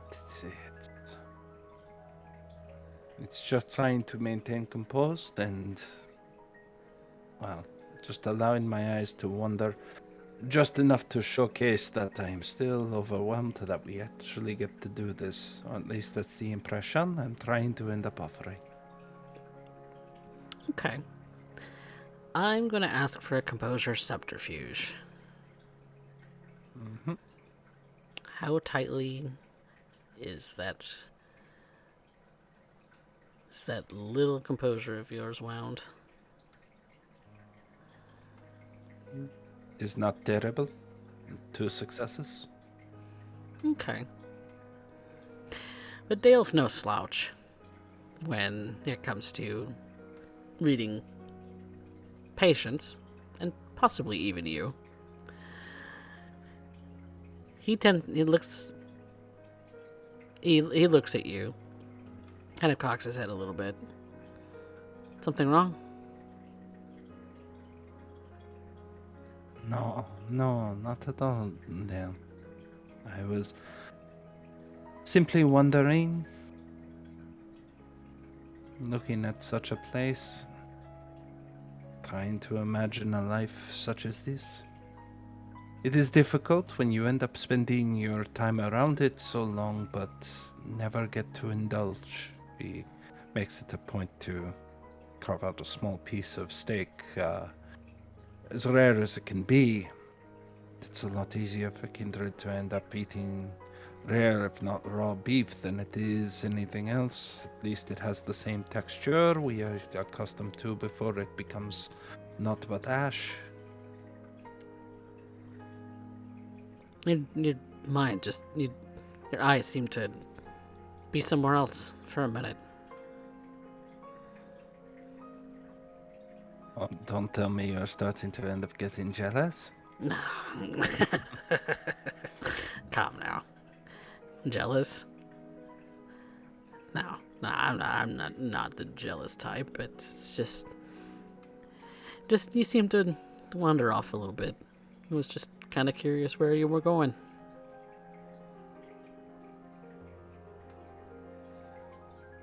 I oftentimes ask myself that. I think I am so on guard with my own, with my job, that I have a hard time turning it off. I don't doubt it. You seem a little, I don't know, kind of jumpy. I'm sorry to end up this. I certainly hope me being jumpy is not ruining the flavor of the steak. No, not at After all. He definitely takes another bite of it. This is actually really good. I don't know that I've had steak this good in ever. Wow. As my benefactor said, the best that money could buy. And I took him up on the offer. I mean, this is from a job? Things in a recent job went difficult, but my employer was appreciative of my particular talents. Because of that, it was, well, in his mind, the least he can do. Because I ended up saying that I was going on a date afterwards and to Netflix and chill, and he said he would have none of it. I said, very well. He ended up saying, how expensive of a date who could you possibly be? So I took him up on the challenge. Wow. Yeah. Okay. Okay. I see you. Well. In fact, you're currently wearing. I'm so glad that he was able to even pay for the tailoring. The suit looks good on you. It fits nice. And it's already been paid to end up getting it properly fitted. But after all, tonight was supposed to be special. Speaking of special,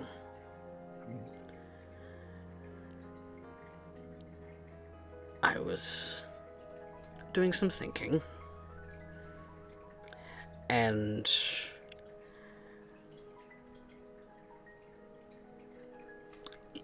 I understand you want your own room and privacy. I don't have any issue with that at all. But I snore like somebody is trying to end up starting some old Harley Davidson. Well, would you put it like that? I mean, I've overheard you in the morning. But I wasn't meaning that to complain. He gets up from his seat and he kneels in front of you. Ever since you walked into my life, everything has been like a dream. And he pulls a small box out of his pocket and opens it and reveals a diamond ring. I am hoping that you'll make this dream last forever.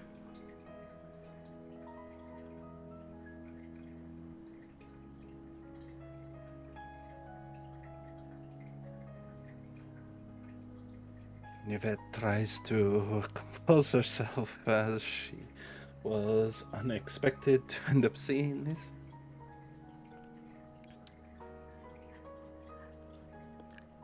She is, without hesitation, takes hold of his hand, tries to pick him up. Of course, she cannot help but hug him at that moment. Maybe for the briefest of moments, this fairy tale is what she wanted. A brief moment of remembering what it might have been. The closest she has probably felt to human. She hangs on to him so tightly. And as long as you're holding him, he doesn't let you go.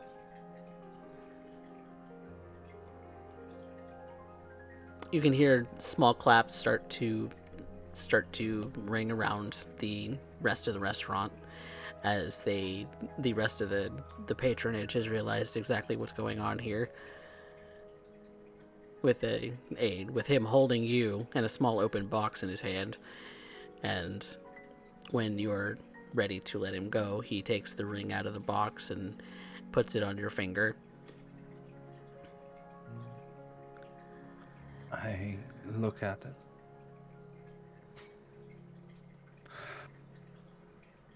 I don't know how long he's been waiting to ask the question. But I try to keep a point to saying, I think we must, we're going to have to end up,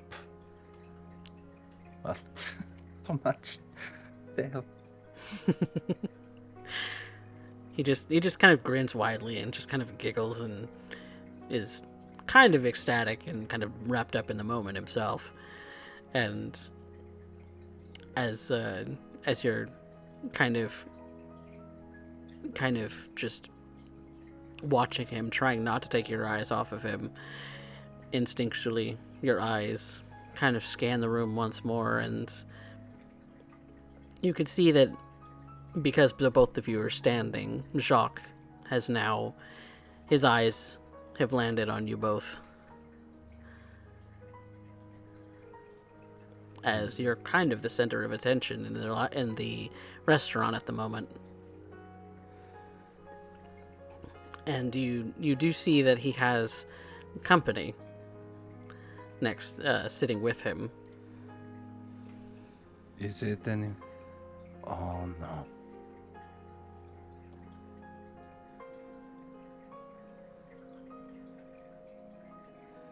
Baron Kane.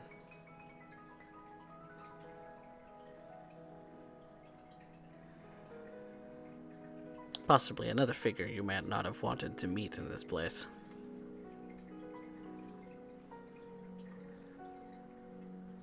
But Dale is still all in glee. He doesn't seem like he can resist taking his eyes off of yours. I look to him. I smile. I try not to cry. Because there is a moment of love, at least as far as I can feel it. Because when you have no heartbeat, you have no blood pressure, you don't feel emotions like you would as a human being. Those butterflies in your stomach. Those. Something. A lump caught in your throat. Biological reactions we can no longer have. And yet, I look at Dale, and over one shoulder is the Baron Kane. Over his other shoulder, Jacques Bordeaux Lacroix, my sire. And then I think to myself, Cleaver. That is what they call us. We are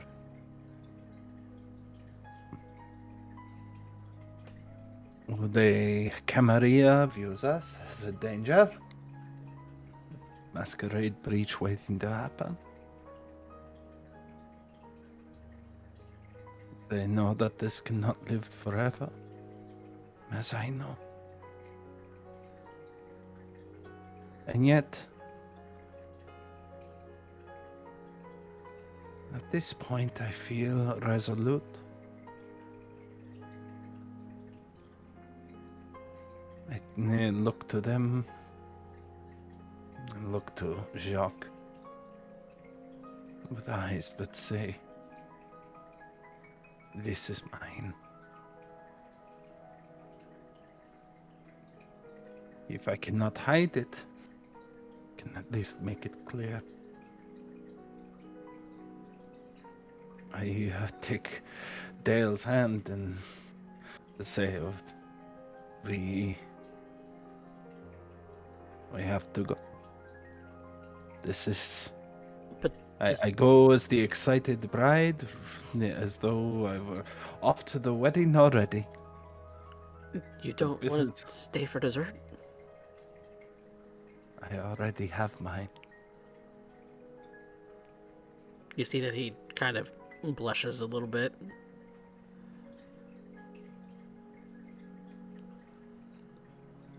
Fair enough.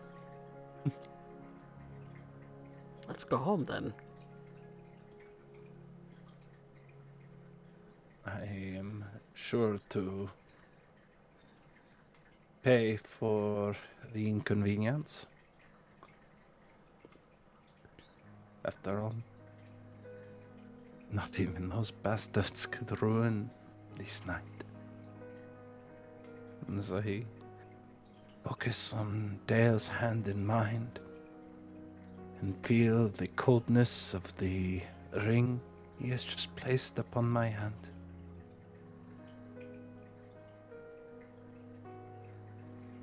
And I think for Kindred, this is almost too perfect. Come and try and take them from me, you bastards. I'll show you what Yvette Lacroix is. Perhaps I'd like the fairy tales to be true. Love conquers all. Or maybe my beast is excited because now is an opportunity, an excuse for payback for what Jacques has done to me.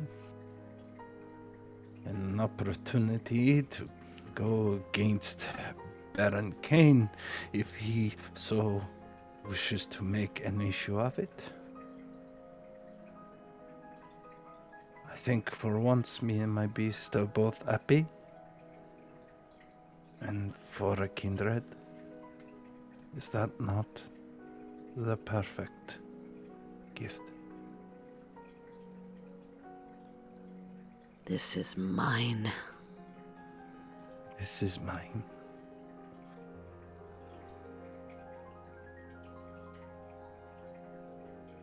This is mine. I hold his hand tightly.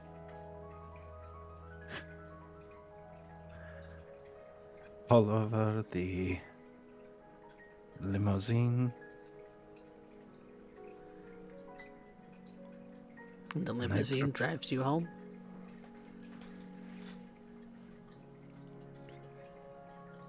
I'm going to live as though I were still alive this night.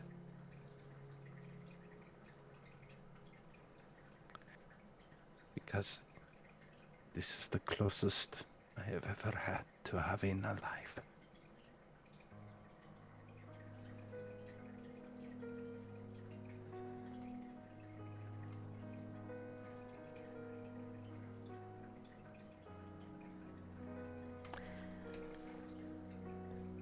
After a bit of taking you home, and of course having his way with you in whatever way that Yvette finds pleasurable,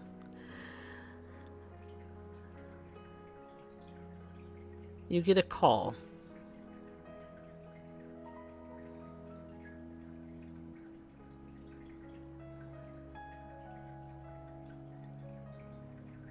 Dale has since passed out for the night, as it has grown late and it is about his bedtime anyway. We oftentimes have conflicting schedules for that reason.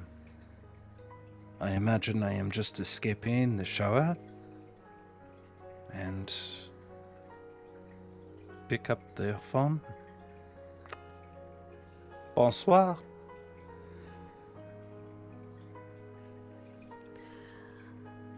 Bonsoir, mon chéri, says Jacques' voice.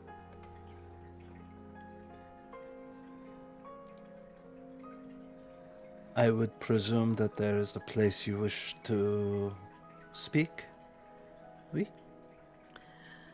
And I start speaking in complete French. And as does he. Yes, actually. I've been meaning to meet up with you for quite some time. Then you will end up presuming that I will not. Well, let us simply say that I will end up contacting you momentarily at the place of my choosing. Of course. Very well. Don't worry. Monsieur Kane will. It will be in Monsieur Kane's vicinity. After all, I would hate for the evening to be so rudely interrupted. Au revoir. Au revoir. May hear the phone hang up. Yvette looks at the phone coldly and turns it over to showcase her hand holding on to that ring. She wears it and gets dressed for more suitable manners. Her suit, her case. And she looks at the phone. She thinks perhaps she should end up calling in a coterie mate. But there is only one she could trust at all with such sensitive information.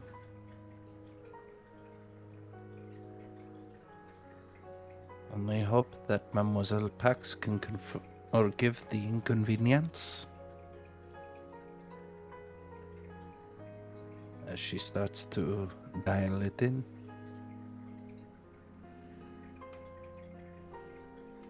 Pax, it's about midnight, and you receive a call on your phone.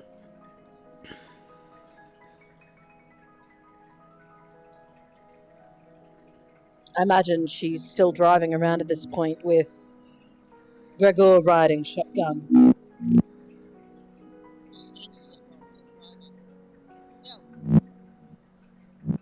Bonsoir, mademoiselle. I am in need of an entourage, and I trust you to end up doing so. All right, I'll see you back at home. Oui, I will be there momentarily. You can... Maybe her voice flutters a bit. But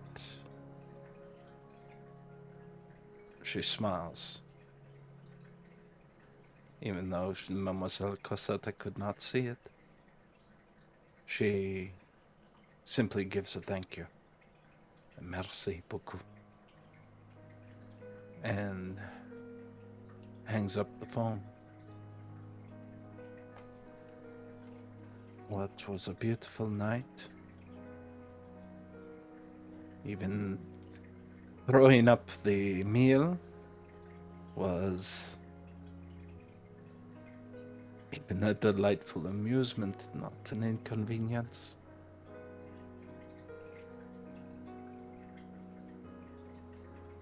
She would not let anything ruin this night. Not even Jacques.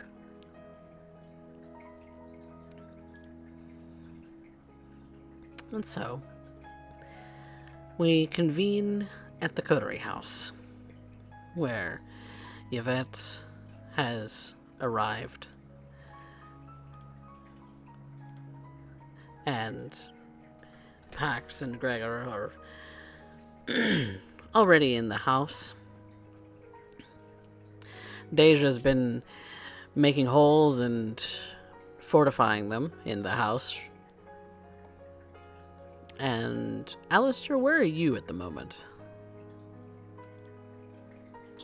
If it is... I think after I went to the hospital, I believe I was going over to visit Jax.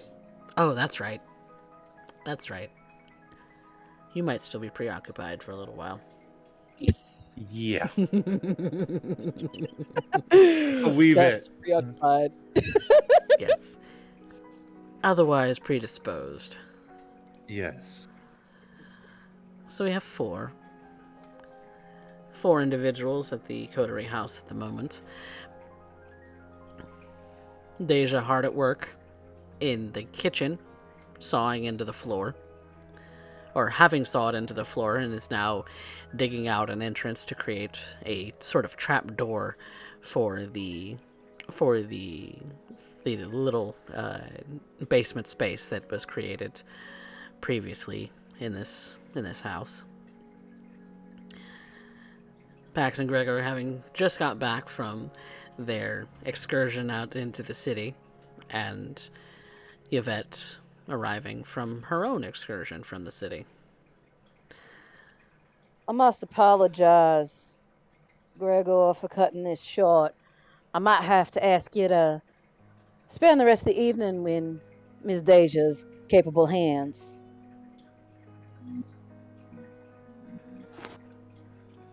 It's no Deja, bother to me. Okay. Go ahead. no, you go ahead. I'm happy to spend the rest of the evening with Miss Deja. Again, I do apologize. I had intentions of showing you a bit more around the city. But things do happen. And there's some business I must attend to.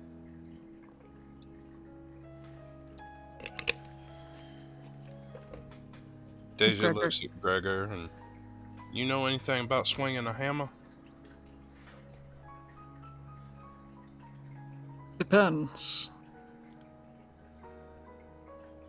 What are we swinging it against? Well, it ain't against somebody's head if that's what you asking. Then I know enough. We'll see.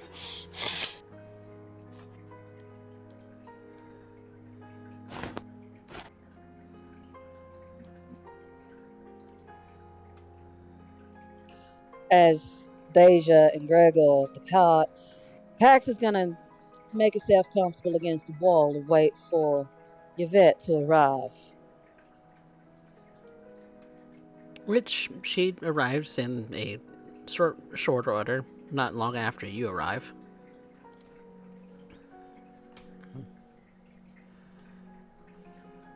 Mademoiselle Cosetta, thank you very much. I am sure this has been an inconvenience, so my apologies to Monsieur Douglas and Mademoiselle Deja. But I am appreciative. She gives a small nod to them all. Not a problem. You call, I come running. No apologies necessary. I will formally explain the matter when it is more appropriate to do so, but time is of the essence. We will end up returning shortly. And, well, hopefully this will end with little more than a bump in the road.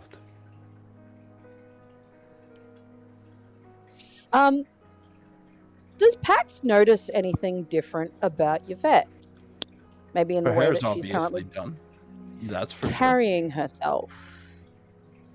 Maybe new jewelry or something of the like.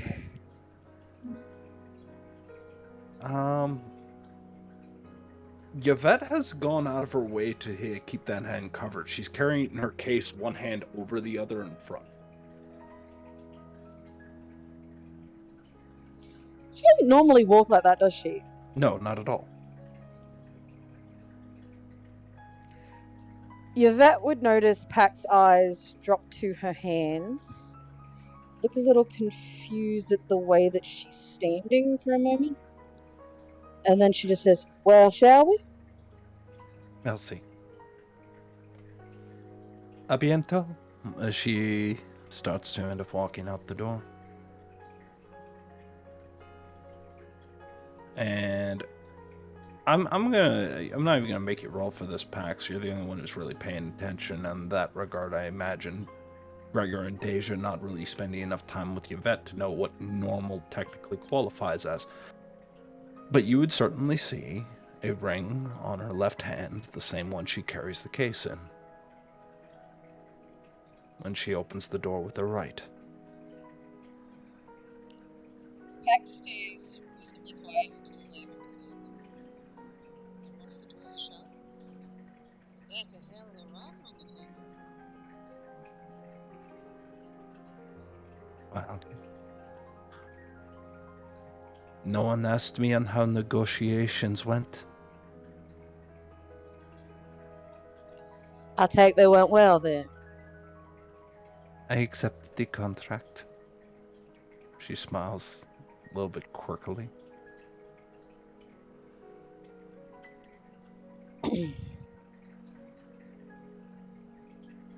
That's... So, that got something to do with tonight's. Oui. Tonight I am being asked to end up meeting up with with an individual, and I suspect a second will also be there this evening. Anything I should be aware of before we walk in, please? Oui. Monseigneur Jacques Bardot Lecroix.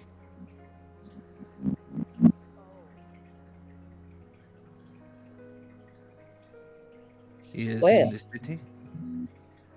She raises her finger. He is in the city, Last time I checked, he was Camarilla. And yet, he is here. And he was discussing with Monsieur Kane at the restaurant that we both were at. I'm unsure as to the nature of that meeting, but suffice it to say, they got to witness the moment I accepted the contract. I see. Well, ain't that interesting timing? All right. I do not trust my sire when I am the only one in the room. Well, I need additional eyes. And I know this would be difficult, Mademoiselle Cosette, but I need your eyes more than ever. I will keep my eyes and ears open and my mouth shut. And Mademoiselle Cosette would notice that Yvette does something very out of character. She bows deeply.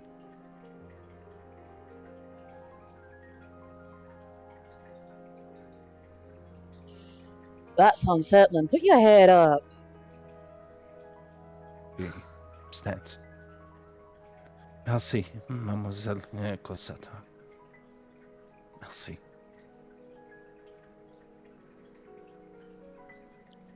Let's just say this was not the fairy tale I hoped to end up encountering.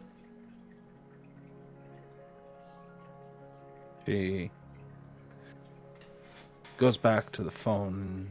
Mademoiselle Cosette will end up hearing a brief discussion where Yvette ends up stating the meeting place. Someplace public where they can still speak, but where they are unlikely to be overheard. Preferably a place that is less than ideal for Jacques.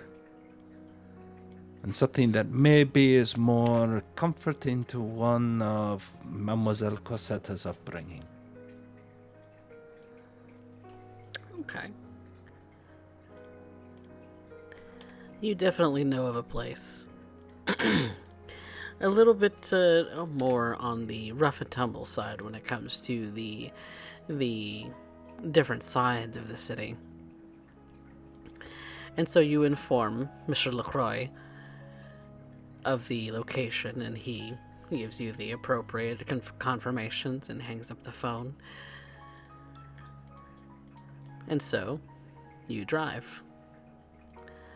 You make your way out to this public place, a park with the grass is a little dry.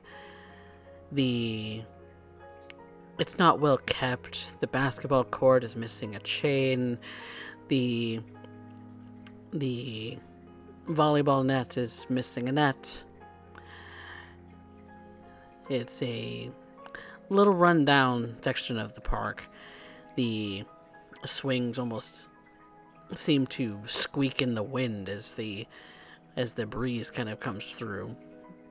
But you set yourself up at a pavilion where you could sit at some benches. And shortly after the both of you arrive, unless there's something else you would like to say to each other, Monsieur Lacroix also arrives.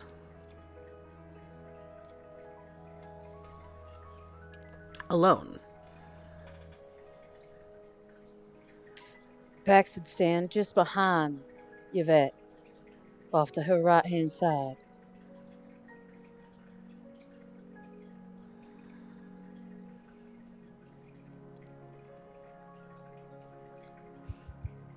Derek, can't hear you.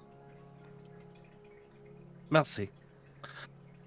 Yvette, after taking a glance towards Pax, maybe smiling out of the hidden side of her face, in gratitude, walks to Monsieur Jacques Bordeaux de Croix.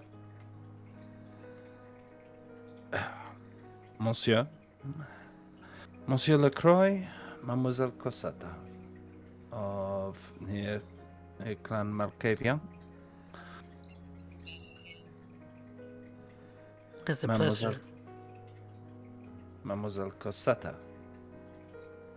Allow me to introduce my sire, Monsieur Jacques Bordeaux Lacroix of Clan Ventru, of the lineage Lacroix.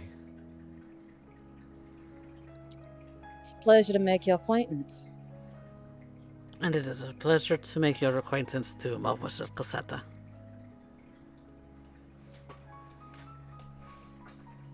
I did not expect company. I am of the Anax. We roll in gangs. She says, and it's very clear she's a little awkward when she ends up using the term roll. She's kind of using a little bit rough and tumble. It might be a private jab at Jacques, or maybe it's just Pax rubbing off on her. And whatever can be said to me can be said to my coterie. Ah, But you are in Monsieur Kane's barony. And given I have seen you in his presence, I presume either you have an invitation or I am speaking to a figment of my imagination. Perhaps I was braced Malkavian and I'm in the middle of a nervous breakdown. such an interesting joke. But no, I am here with the permission of dear Baron Kane. Interesting name that he is taken, is it not? Very much so. However, I am sure this will in some way involve Monsieur Kane. So tell me, Monsieur Lacroix, what would you have us having this meeting for? I simply wanted to see you. Simply wanted to see how you were doing, how you were carrying yourself, how you were faring. Should a sire not care for his childer?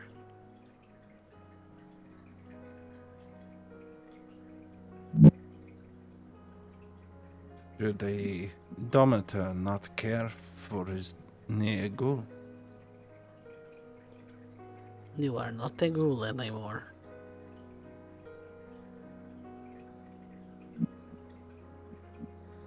Yvette tries to choke down the resentment she ends up feeling.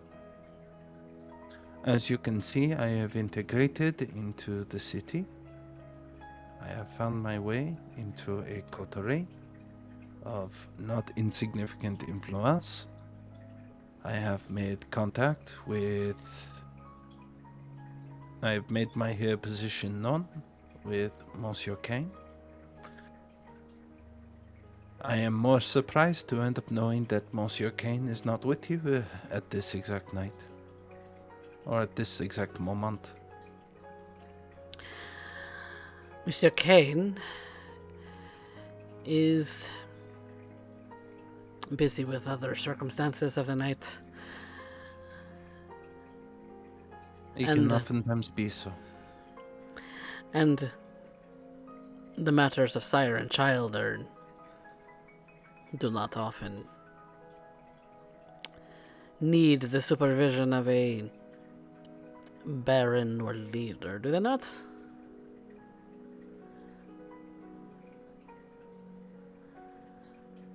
Monsieur Lacroix, I have come out of here as a courtesy, and who I choose to end up coming with is of my own concern. As is mine.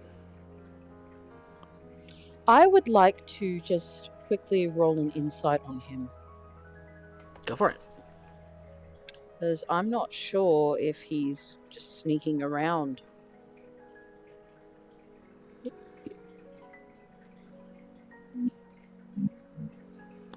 I will allow you to succeed at a cost.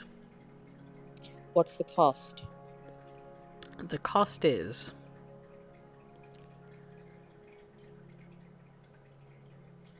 a rouse check. I will take that. Make me a rouse check.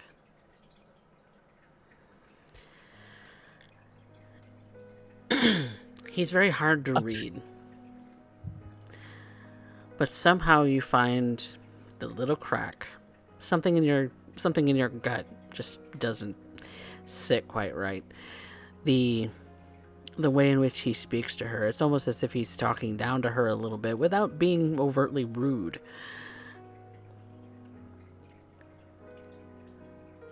He may have had a meeting with Baron Kane, but that particular meeting doesn't seem to have crossed his mind anymore. He's more concerned with her.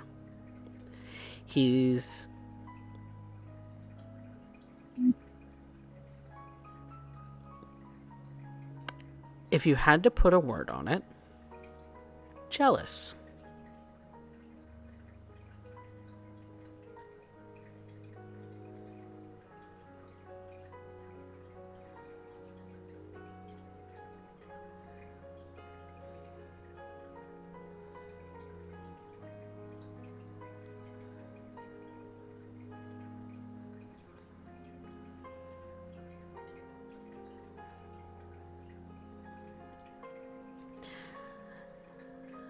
I am faring well, Monsieur Lacroix. And I am doing what I must to end up trying to integrate into the city and into American culture.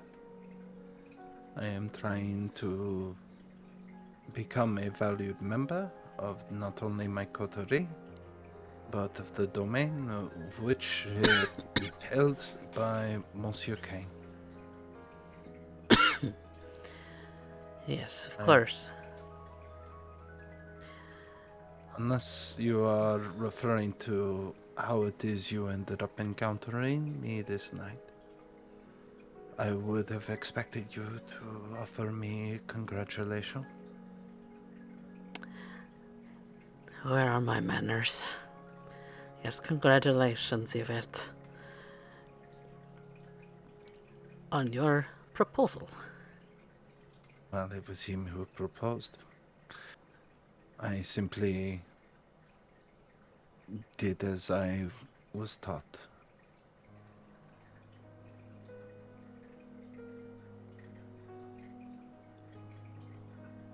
I So see. you came all this way into Anarch domain to find me. I came all this way because I never lost track of you, Yvette.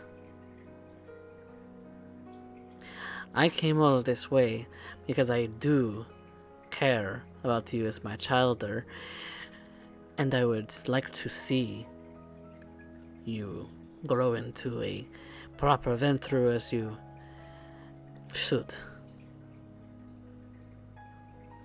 But I am not going to stand in your way in the way in which you choose to associate yourself.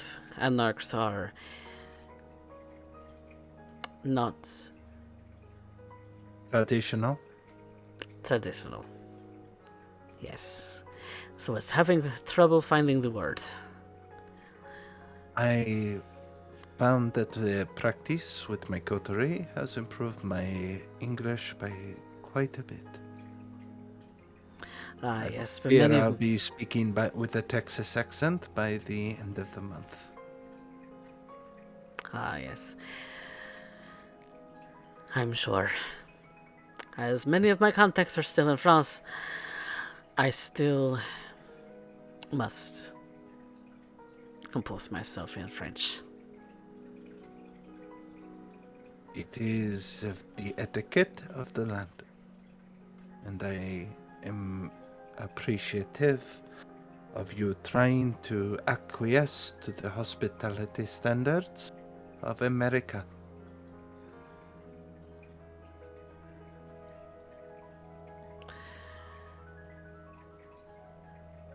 The Americas are very hospitable indeed. I am glad that you are doing well, mon chéri.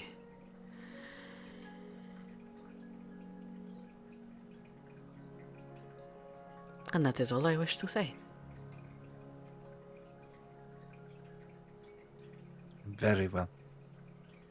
Then allow me to respond. Monsieur Lacroix, I am grateful for the gift that you have ended up bestowing upon me. However, there is a hesitation. I remember how I still looked at you when you were my domateur. Even now, I have a hard time speaking to you as such. As one who is simply another passerby in the evening. I almost feel a need to stand at your right side and observe you through the night. And for what I am allowed to remember, I will end up reminding myself that I am no longer a thing anymore. And yes, I am Ventru. And I will conduct myself appropriately to being a Ventru. But not because you would demand it. It must be something I do by choice.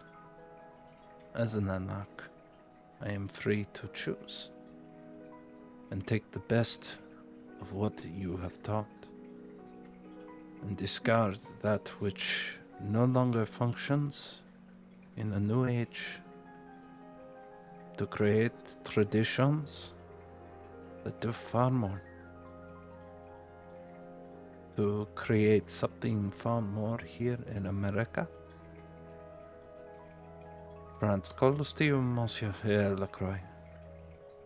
And America has not been kind to Lacroix. I would like to change that. As Yvette is speaking, what's his face looking like? What am I getting from him and his stance in his face? Do you want to make another insight check? I will happily make another insight check.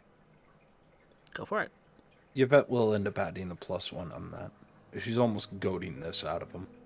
In a polite way. She's kind of responding in kind. Mm-hmm. I'll allow it. Ooh! Ooh! Ooh! Ooh. Oh, lordy. Holy crap! I have the vapors. I can smell it. Tough nut to crack. But somehow Yvette's getting under his skin.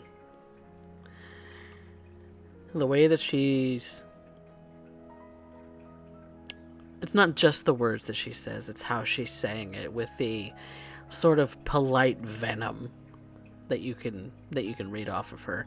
It's a little harder to tell what she's exactly thinking, but you can definitely tell based on the slight little cracks that you see in the veneer of Monsieur Lacroix that she's getting to him. You're getting the sense that he's resisting an urge.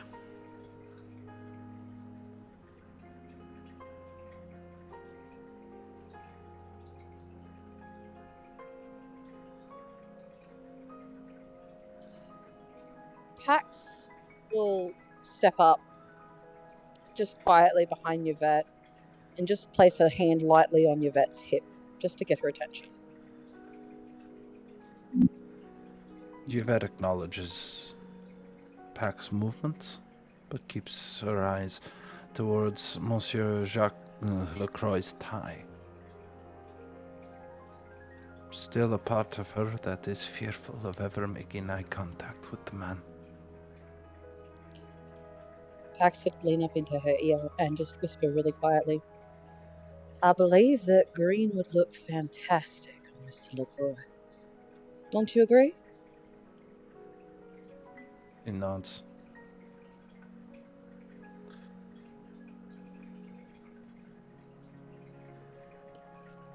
I am looking to end up continuing expansion, and I hope that when they end up saying LaCroix in this part of America, I will be the one that they end up thinking of. Oh, fortunate, no. Oh, sacre bleu, I almost forgot. She lifts up with her left hand to the bridge of her nose, making it a point that the ring is in view. Alas, apparently, for the rest of this lifetime, I would not be so. I may have to introduce myself as Mademoiselle Glass. Great, Mom. Is it not?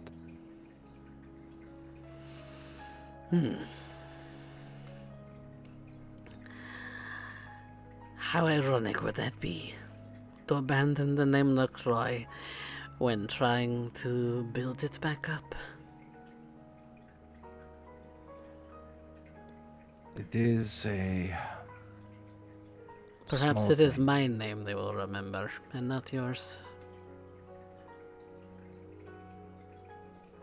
Monsieur Jacques Bardot Lacroix, I will all but guarantee America will know your name. We would have it no other way. And I wish you success on that endeavor. And I wish you luck in yours. Fantastic. We will sail our separate journeys.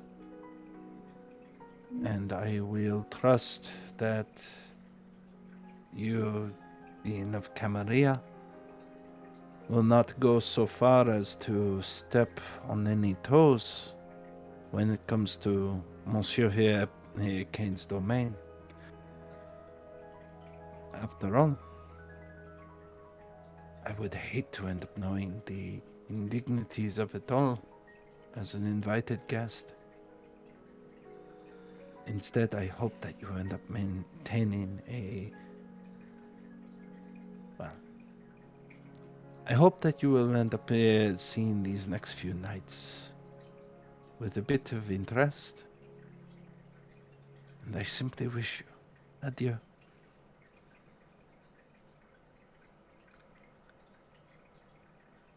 And I hope, in time, that you will come to your senses.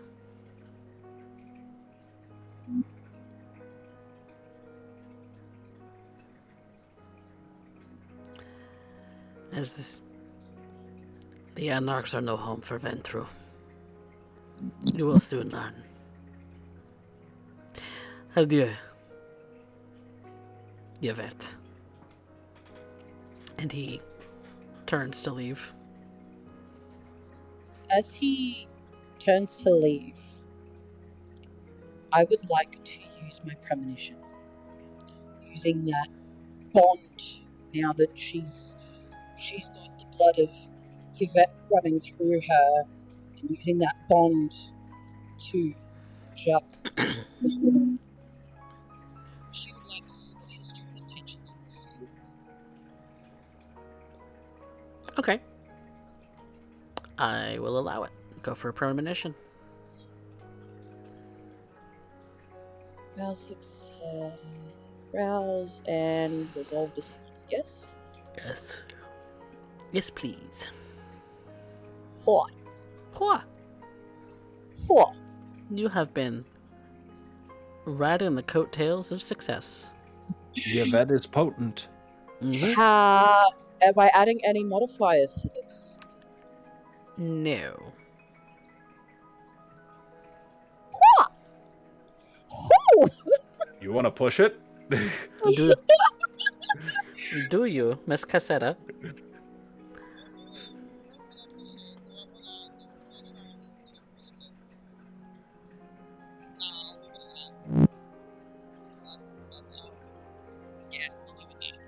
Leave it there? Okay. So we have a total of 6.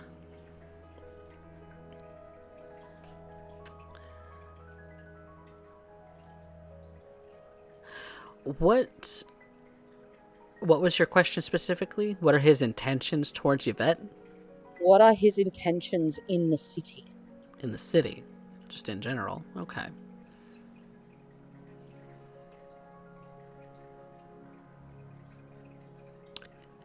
To prove a point. His point being that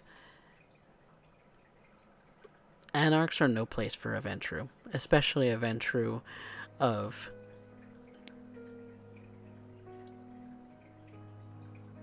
as much for as little years as Yvette has under her belt as a Ventru, even though she spent many years as a ghoul. The fact that she hasn't spent enough years by his side grates on him. He's a very traditional man, even though he's not, he doesn't come across as old as you think. He is wise, but he still has his cracks in the veneer that are obviously very easy for you to penetrate, Cat Pax. His intentions are that he will watch and let his point be proven for him, and that at the end of the day, she will come home, beg forgiveness, and he will welcome her home.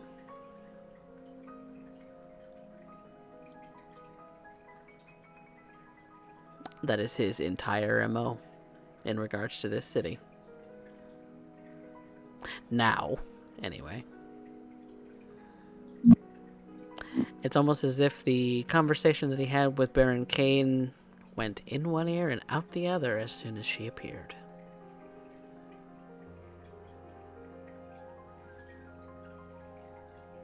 When Yvette finally gets back in the car, takes a moment. Looking out the windshield, she doesn't even look at Mademoiselle Cosetta, but she does speak. Mademoiselle Pax, you never asked why it is that I share the same last name as my sire. I just figured it was a Ventru thing. Harshly? It's because he took that from me too. I don't even know if Yvette is my real name, or if just a pet name that he gave to me.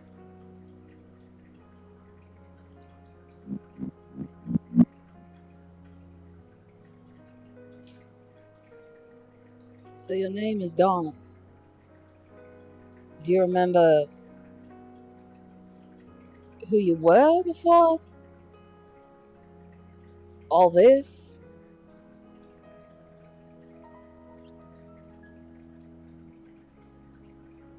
I remember what I was told to remember.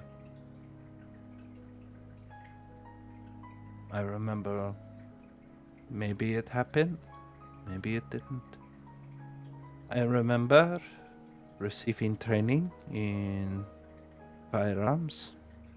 I remember receiving training for observation, infiltration. I know I can do these things, so there must be some truth. But I also know there were years I cannot remember, or that I remember that were incorrect, because everyone will respond to me as though they were trying to uphold a lie. I cannot tell you what of me is fact or fiction. The only thing I hold on was knowing that I introduced myself as Yvette Lacroix.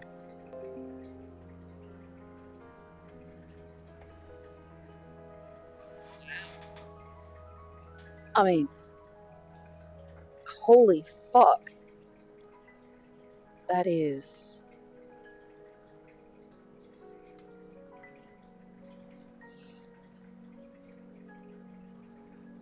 Jacques Lacroix, or whatever the fuck his name is.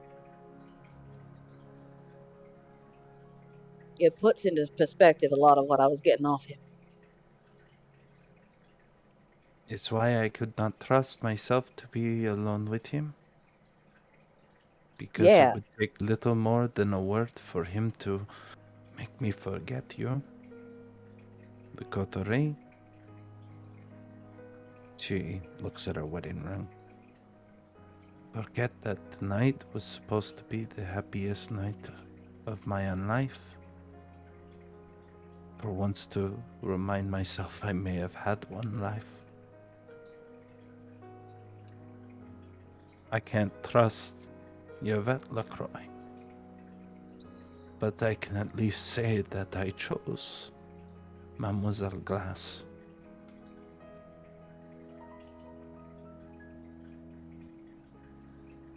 Glass. It is his name. I don't know for how long I can be with him. And I fear that I will have to do to him what Jacques has done to me.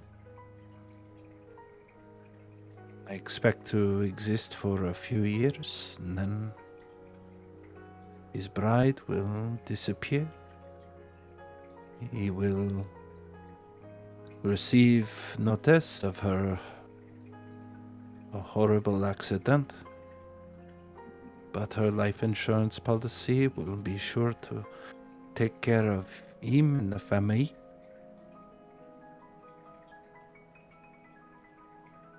And when it is all done,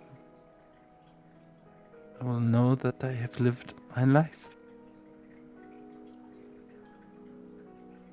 Because this life is mine. I will not let him take it away from me. I chose this, not him. Not him. Pax kind of reaches over to pet Yvette on the back, and it's very awkward. Like she's not quite sure how to respond to this emotion. Yvette,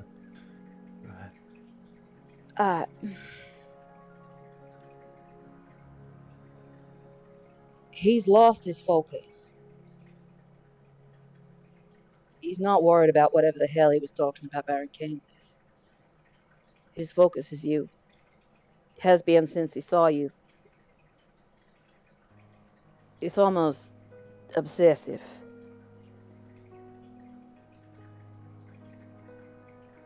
It is not. She takes a moment and clears the blood from her eyes. It is not in the nature of a Ventru to lose. It is what we do. We win. We always win. In the end. And I choose to maintain that same winning tradition. I refuse to lose to him.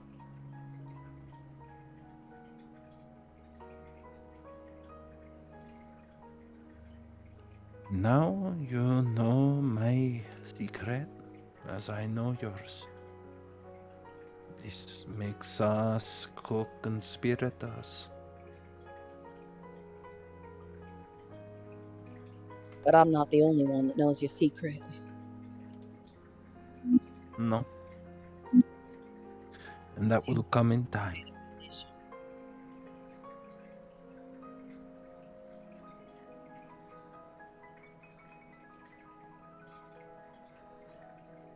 How do you intend on outplaying him?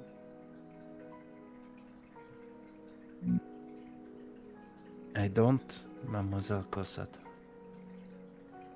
I intend to outlive him. And I think that is a perfect line to end this session on. That was so good. Sorry, Derek. Gorgeous, Derek. That was positively gorgeous. Mm-hmm. I hope that worked for you guys. Yes. Oh, my heart. I now have to figure out a way to get Deja to actually do something to help Yvette to prove Shock wrong. Oh, fuck no. Fuck him so much. But the thing is I know Pax will misconstrue what Yvette said. She's not Hey. intending to kill him. She quite literally means, I'm going to outlive him. Yes. I'm going to have a life without him. Damn it. That's how Pax took it. Okay, I thought, given Pax's track record, usually it means, so you want me to take him out? How far out? I mean, Pax could have taken it either way, and I think it would have been appropriate to Pax. So, how deep do you want him sinking? Like, are we Pax's talking? wedding present. Are we talking? Are we talking ocean or like? Yeah, Mariana Trench. Are we talking somewhere in the ocean? I can organize that. Deja has friends in Galveston that do charter fishing tours, so... I mean, I can organize that. Take me a hot minute, but I can organize it. You know, much appreciated, you heavy guys. scene. I love. Those were two heavy scenes. Oh dear God. I love it. Derek. All of it was so good. Thank you very much, and screw you, fat guy. Derek. Derek. I thought I had a good scene. I'm like, maybe I can actually win best scene tonight.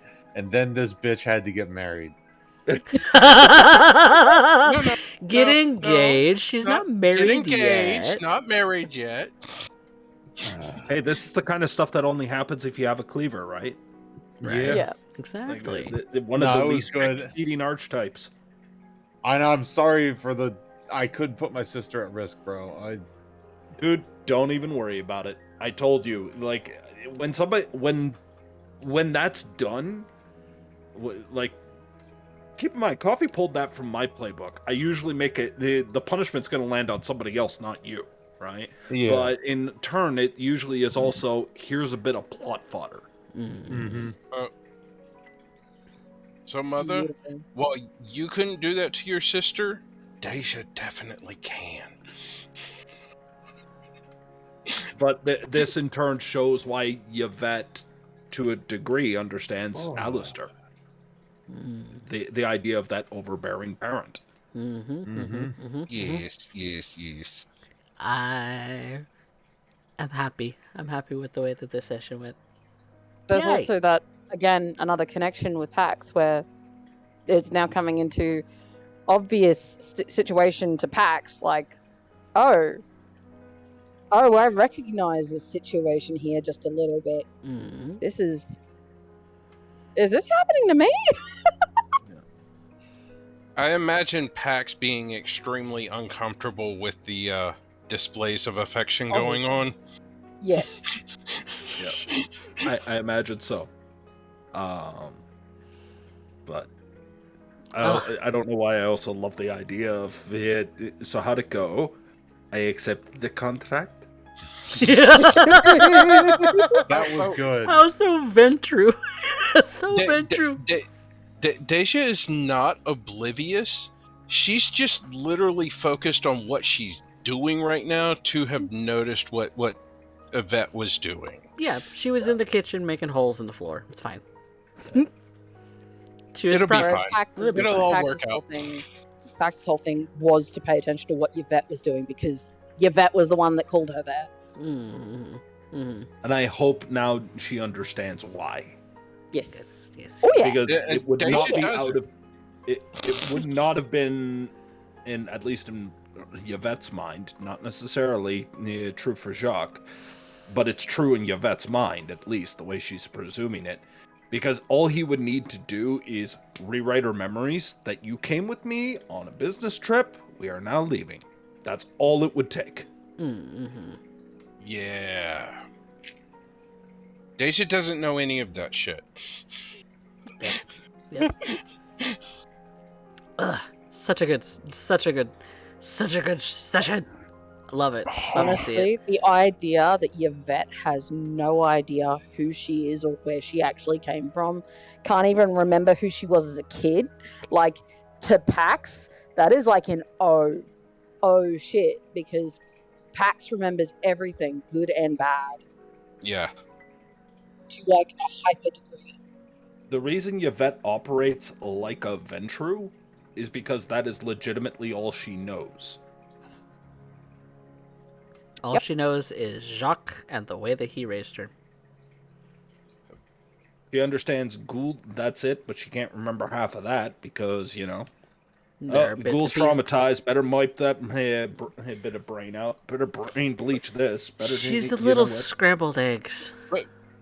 But she chose Anarch and she chose Glass, so something didn't quite take right. Like I said, Yvette's a little scrambled eggs, but she's This is functional. your brain on drugs moment where you smash it with the pan. Well, she's functional. She's not a complete, I just kind of loved that thing that Anarchs are no place for a Ventru. I love What that a little bitch. What a little bitch. and yet, it's a common perception. Yeah. And if Yvette goes to the other Baron, it's going to be proven very freaking quickly. Mm-hmm. Right?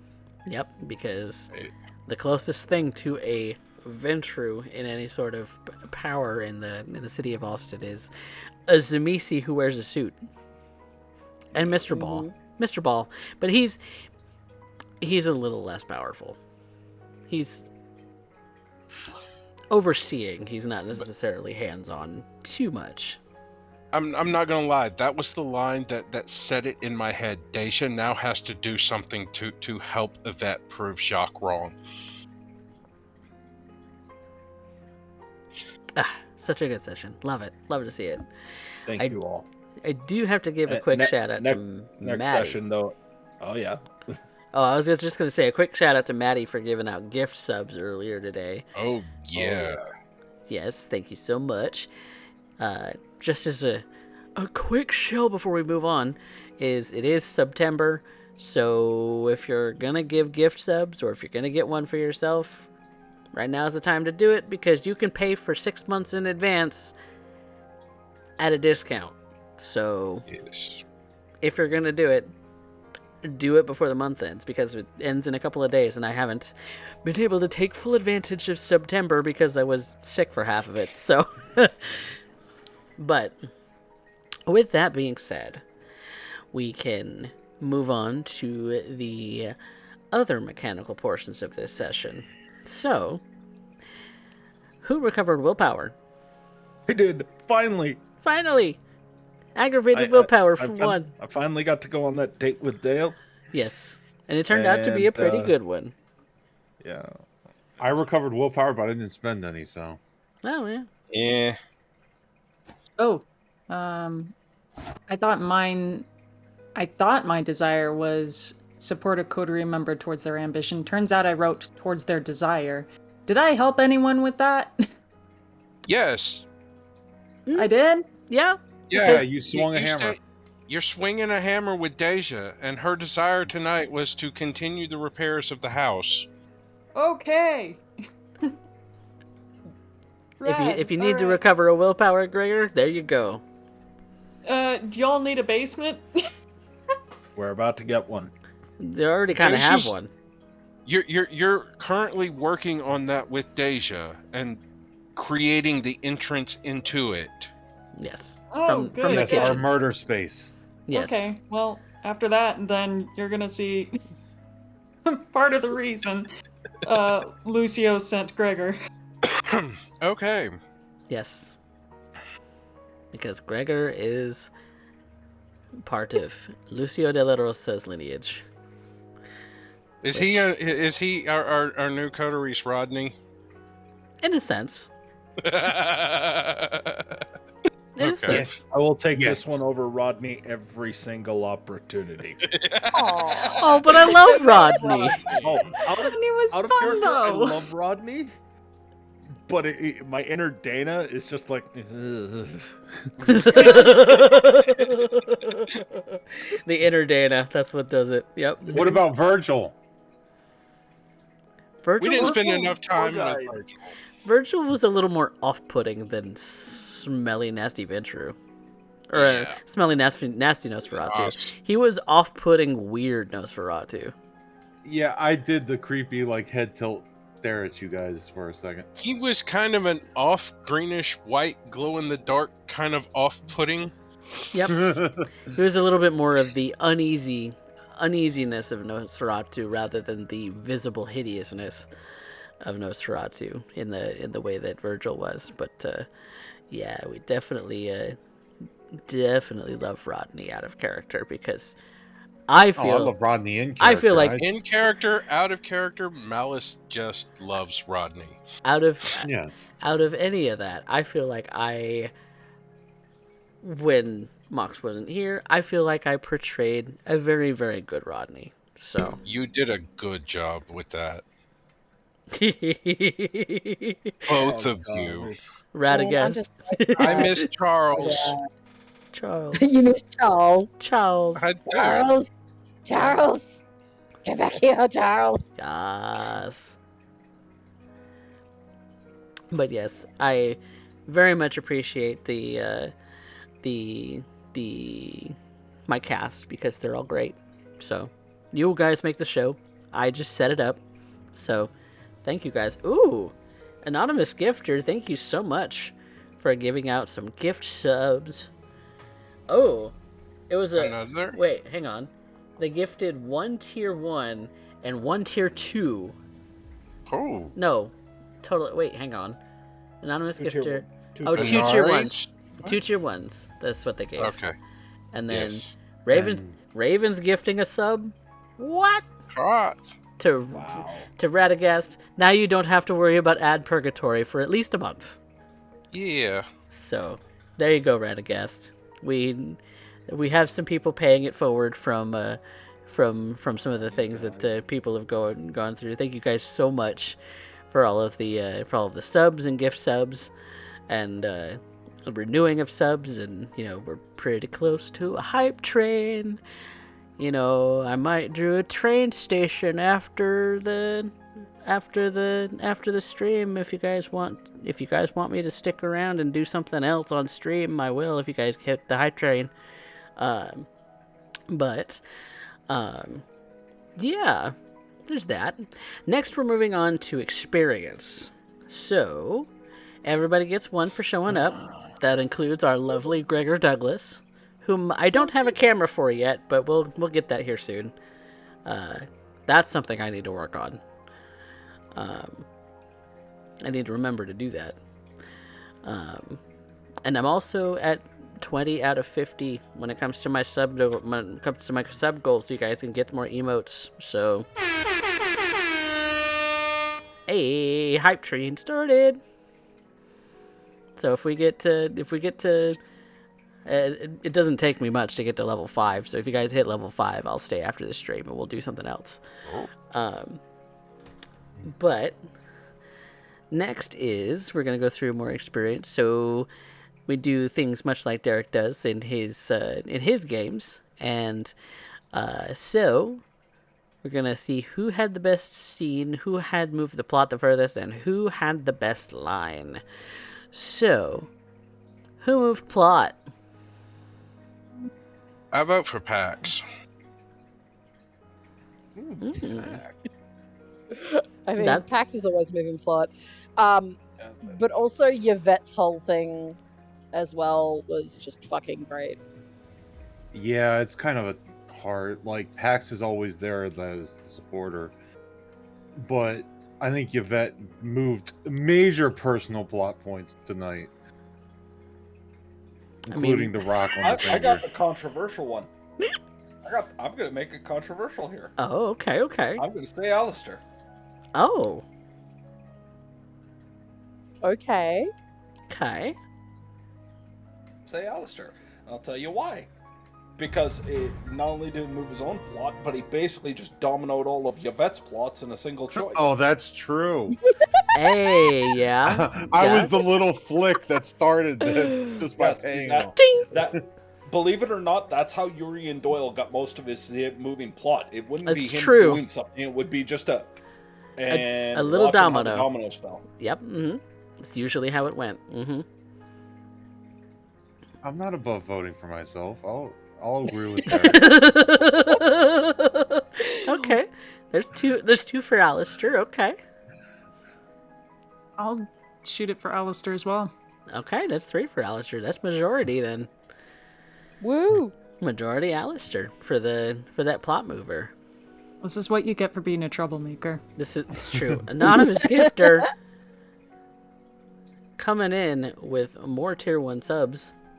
One at a time. And Silly anonymous.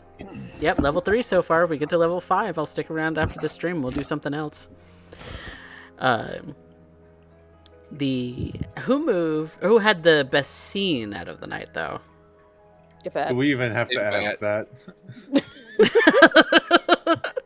which one? Yeah. Like I'm not joking. I was like, you know, that was a really good scene with my sister. It was. I feel like we're going to do really good.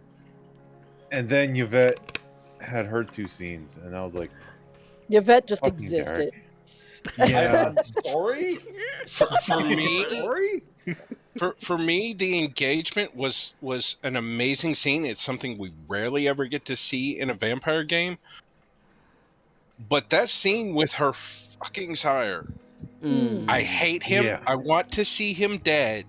That's the one that gets my vote. Oh yeah. I'm just giving you shit there, guys. Just I know, man. Do you think I'm not above it? Like I said, by all means, this shit goes. There are no bounds for anybody when it comes down to me shit slinging. Why do you think I'm immune to this? I've never put myself above on that regard. Yeah, I go for Yvette too, because like both scenes, like if you want the happy, like tearjerker, like if I had emotions, I would cry during this moment. Or if you want, I hate that motherfucker, we need to figure out how to end his existence. I'm either way. I just love Pax's reaction, and more importantly, Moxie's reaction when Yvette lays down the reason that she uses LaCroix. Like, wait, you don't even know your own name. You're not even sure if that's your actual name. I fucking forgot Dominate can do that, dude. Yeah, Dominate can do that.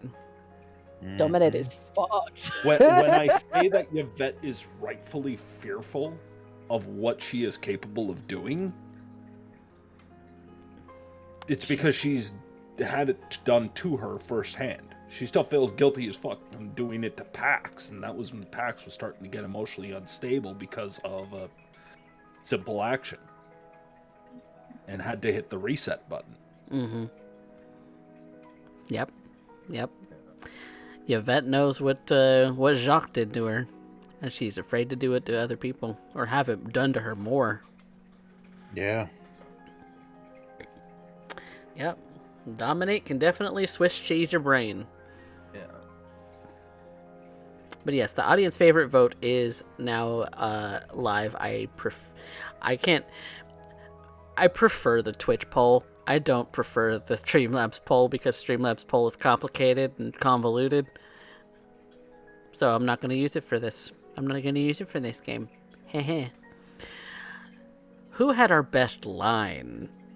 I think it got stolen from me. Oh. What did you think yours Yeah, was? Yvette. Oh, mine was absolutely the tall, dark, and tall and dark, or the smell of pineapples is loud. Um, I loved but, both of those.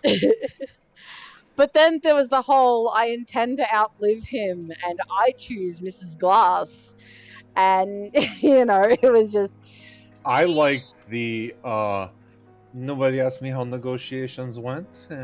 I accepted the contract. and that. That's adorable. It was all swept out. Absolutely a Yvette. Yeah, I gotta give it to Yvette because she had a couple of good ones. Like, Moxie, I loved your two lines. They made me laugh, but it's Derek and punches and bunches.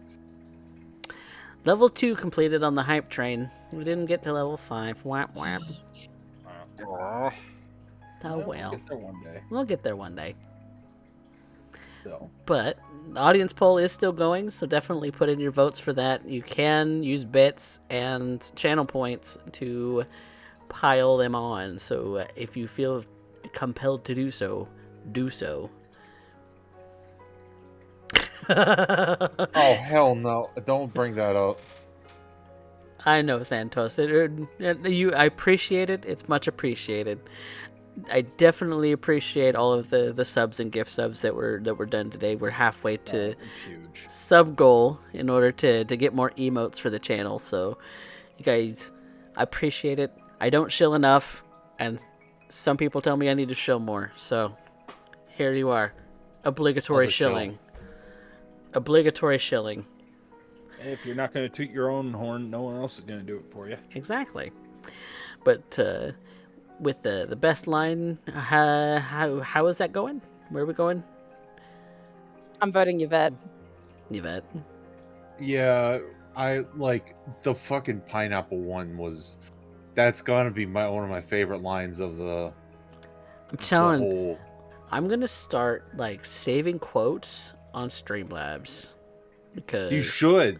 They started doing it on my stream, and we have some really quote. good ones.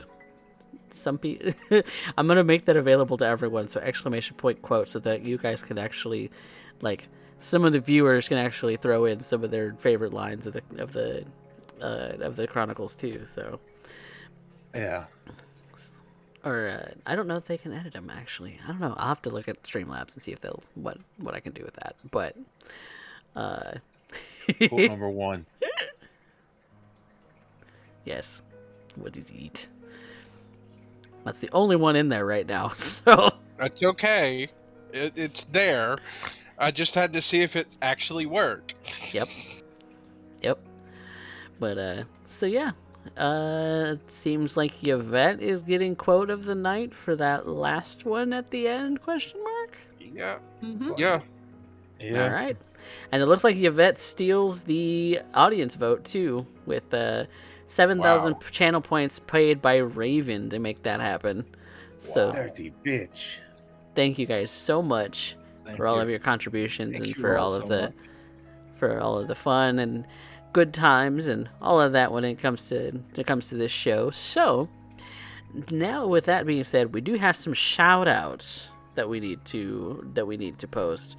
So first and foremost, the person who raids into us every evening when it comes to Wednesdays, Derek, what you got coming up soon?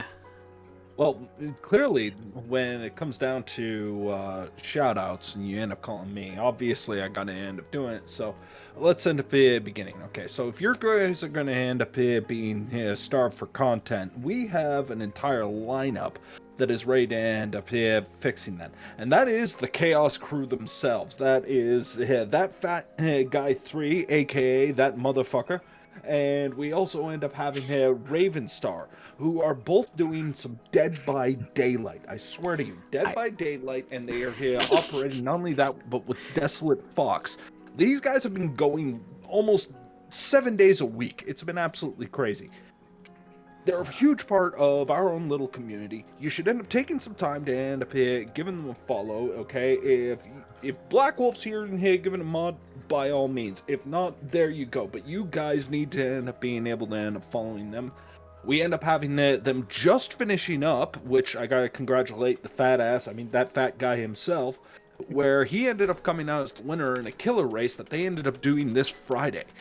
You can end up, they were actually simul-streaming it for all around, and we all can also end up taking a look at the fourth member of the Chaos Crew, which was, Radagast is kind of the co-pilot, he's the guy in the background. They're also doing 7 Days to Die, but I'm missing out on Panda in that regard. You gotta end up checking them out, and let's not forget there was a recent clip where Fat Guy 3 ended up getting his neck snapped on stream emotionally, just emotionally eviscerated, and the clip is available and being circulated amongst various channels, so check your local Discord for it, and you can see a fat man cry. And there's nothing more pathetic than a fat man crying. You need to end up being able to see this. This is fucking epic. And we can also end up taking the time to understand that they're not just doing that, they're expanding their lineup. There's going to be 7 Days to Die. There's going to end up being other games coming in. I will be challenging them to various other points, be it fighting games, be it killer races, going into 7 Days to Die. Hell, I will fight these fuckers in chess and dominoes, tic-tac-toe, or to go if I absolutely have the opportunity. Expect some Battletech shenanigans coming soon to that fat guy 3's channel, because that fucker is being challenged one day or another live or at a random time at my earliest convenience, and I'm gonna smack him around with a brand new Marauder being delivered to me by the Hero Zone. In fact, yes, I am talking about the Hero Zone, the individual who is capable of getting you what you need for all your gaming needs, as you will end up finding it every single time. Because fact of the matter is the Hero Zone is Twitch's local game store. All right, so you go out of your way to end up making sure that you end up following it. You end up following the Hero Zone, and you can check out not only D&D, but taking a look at painting tutorials. You can end up getting to ask questions. There's a whole bunch going on nowadays. When it ends up coming down to new releases for Dungeons and Dragons, you need to end up checking out the Hero Zone. And then there's some son of a bitch I gotta end up dealing with, which his name's CoffeeCat. Okay, he's a pain in my ass at every single time. I gotta deal with him here multiple days a week, primarily Sundays and Wednesdays, such as right now. But please do end up following CoffeeCat Presents. Do end up going out of the way to end up having that get done, because fact of the matter is you are looking at illustration content, you are looking at Dungeons and Dragons, you are looking at Vampire the Masquerade, our very own Austin by Starlight, featuring Moxie, featuring Spectre, featuring Mojo, featuring some fat guy I apparently just shilled for, and somebody who I completely forgot about. But there you go, Coffee. There's your shout outs. Sending it off to the next person. So, since Derek took it upon himself to shout you out, mother, or Fat Guy 3, What this pressure? have at All it. right, Shout I will out Derek. Everyone, if you don't know who Matab Derek is and you're part of this community, you're doing yourself a disservice. He is like that kind of cool, creepy uncle that, gave you your first beer. He's a artist. He runs VtM content. He does workshops for BattleTech and Vampire the Masquerade. Every Tuesday through Thursday, he does Drawing on the Macabre, where you can get any of the art that you need done for a reasonable price. He will work with you he does phenomenal work. I can't praise him enough. He's, as much as he likes to try to be a gruff asshole, he's actually a really good guy, and you should definitely check him out. There's a reputation to be had. But That's about the extent of my shilling because I'm still new at it. But well, I tried. much appreciated, Mother. Well, we certainly appreciate every one of my cast members, including the one who is not shown, Spectre Deflector. Spectre, you got anything coming up recently, or are you just chilling in the background these days? Mostly just chilling in the background. However, yeah, like everyone else has said, give him the old hype and hates for CoffeeCat. Love you. You're amazing. Great ST. Probably by far my favorite person. Mac is a cinnamon roll. He will never admit it. That's probably the biggest shill I can give. And of course, he gives you the bird. That fat guy, I have not actually seen any of your content. I'm sorry, but I do know you as a player. Okay. You're pretty cool. Thank you. Hell yeah. Honestly, all my content is a fat nerd playing video games. That's about it. We're all right at home. And then, Mox, do you have anything going on? Mox is also a background lurker, more or less. Yeah, I really Well, don't have anything going on at the moment. I say lurker, but she shows her face at here at the Wednesday games, so she's not lurking too much. She's here every week, but yeah, thank you guys so much for being my cast members. Thank you all in the audience for doing the do when it comes to gift subs and bits and all of that stuff. It really does help in making this channel even better. And YouTube lurkers, I know you're out there because I see the views, the few views that I do get on YouTube. You are much appreciated too, so don't you dare forget that you can like and subscribe. What else am I gonna say? So, that being said, we have concluded everything for tonight. So, everyone, until next time, say goodnight, everyone. Au revoir. Good Bonsoir. night. These bitches stole my lines.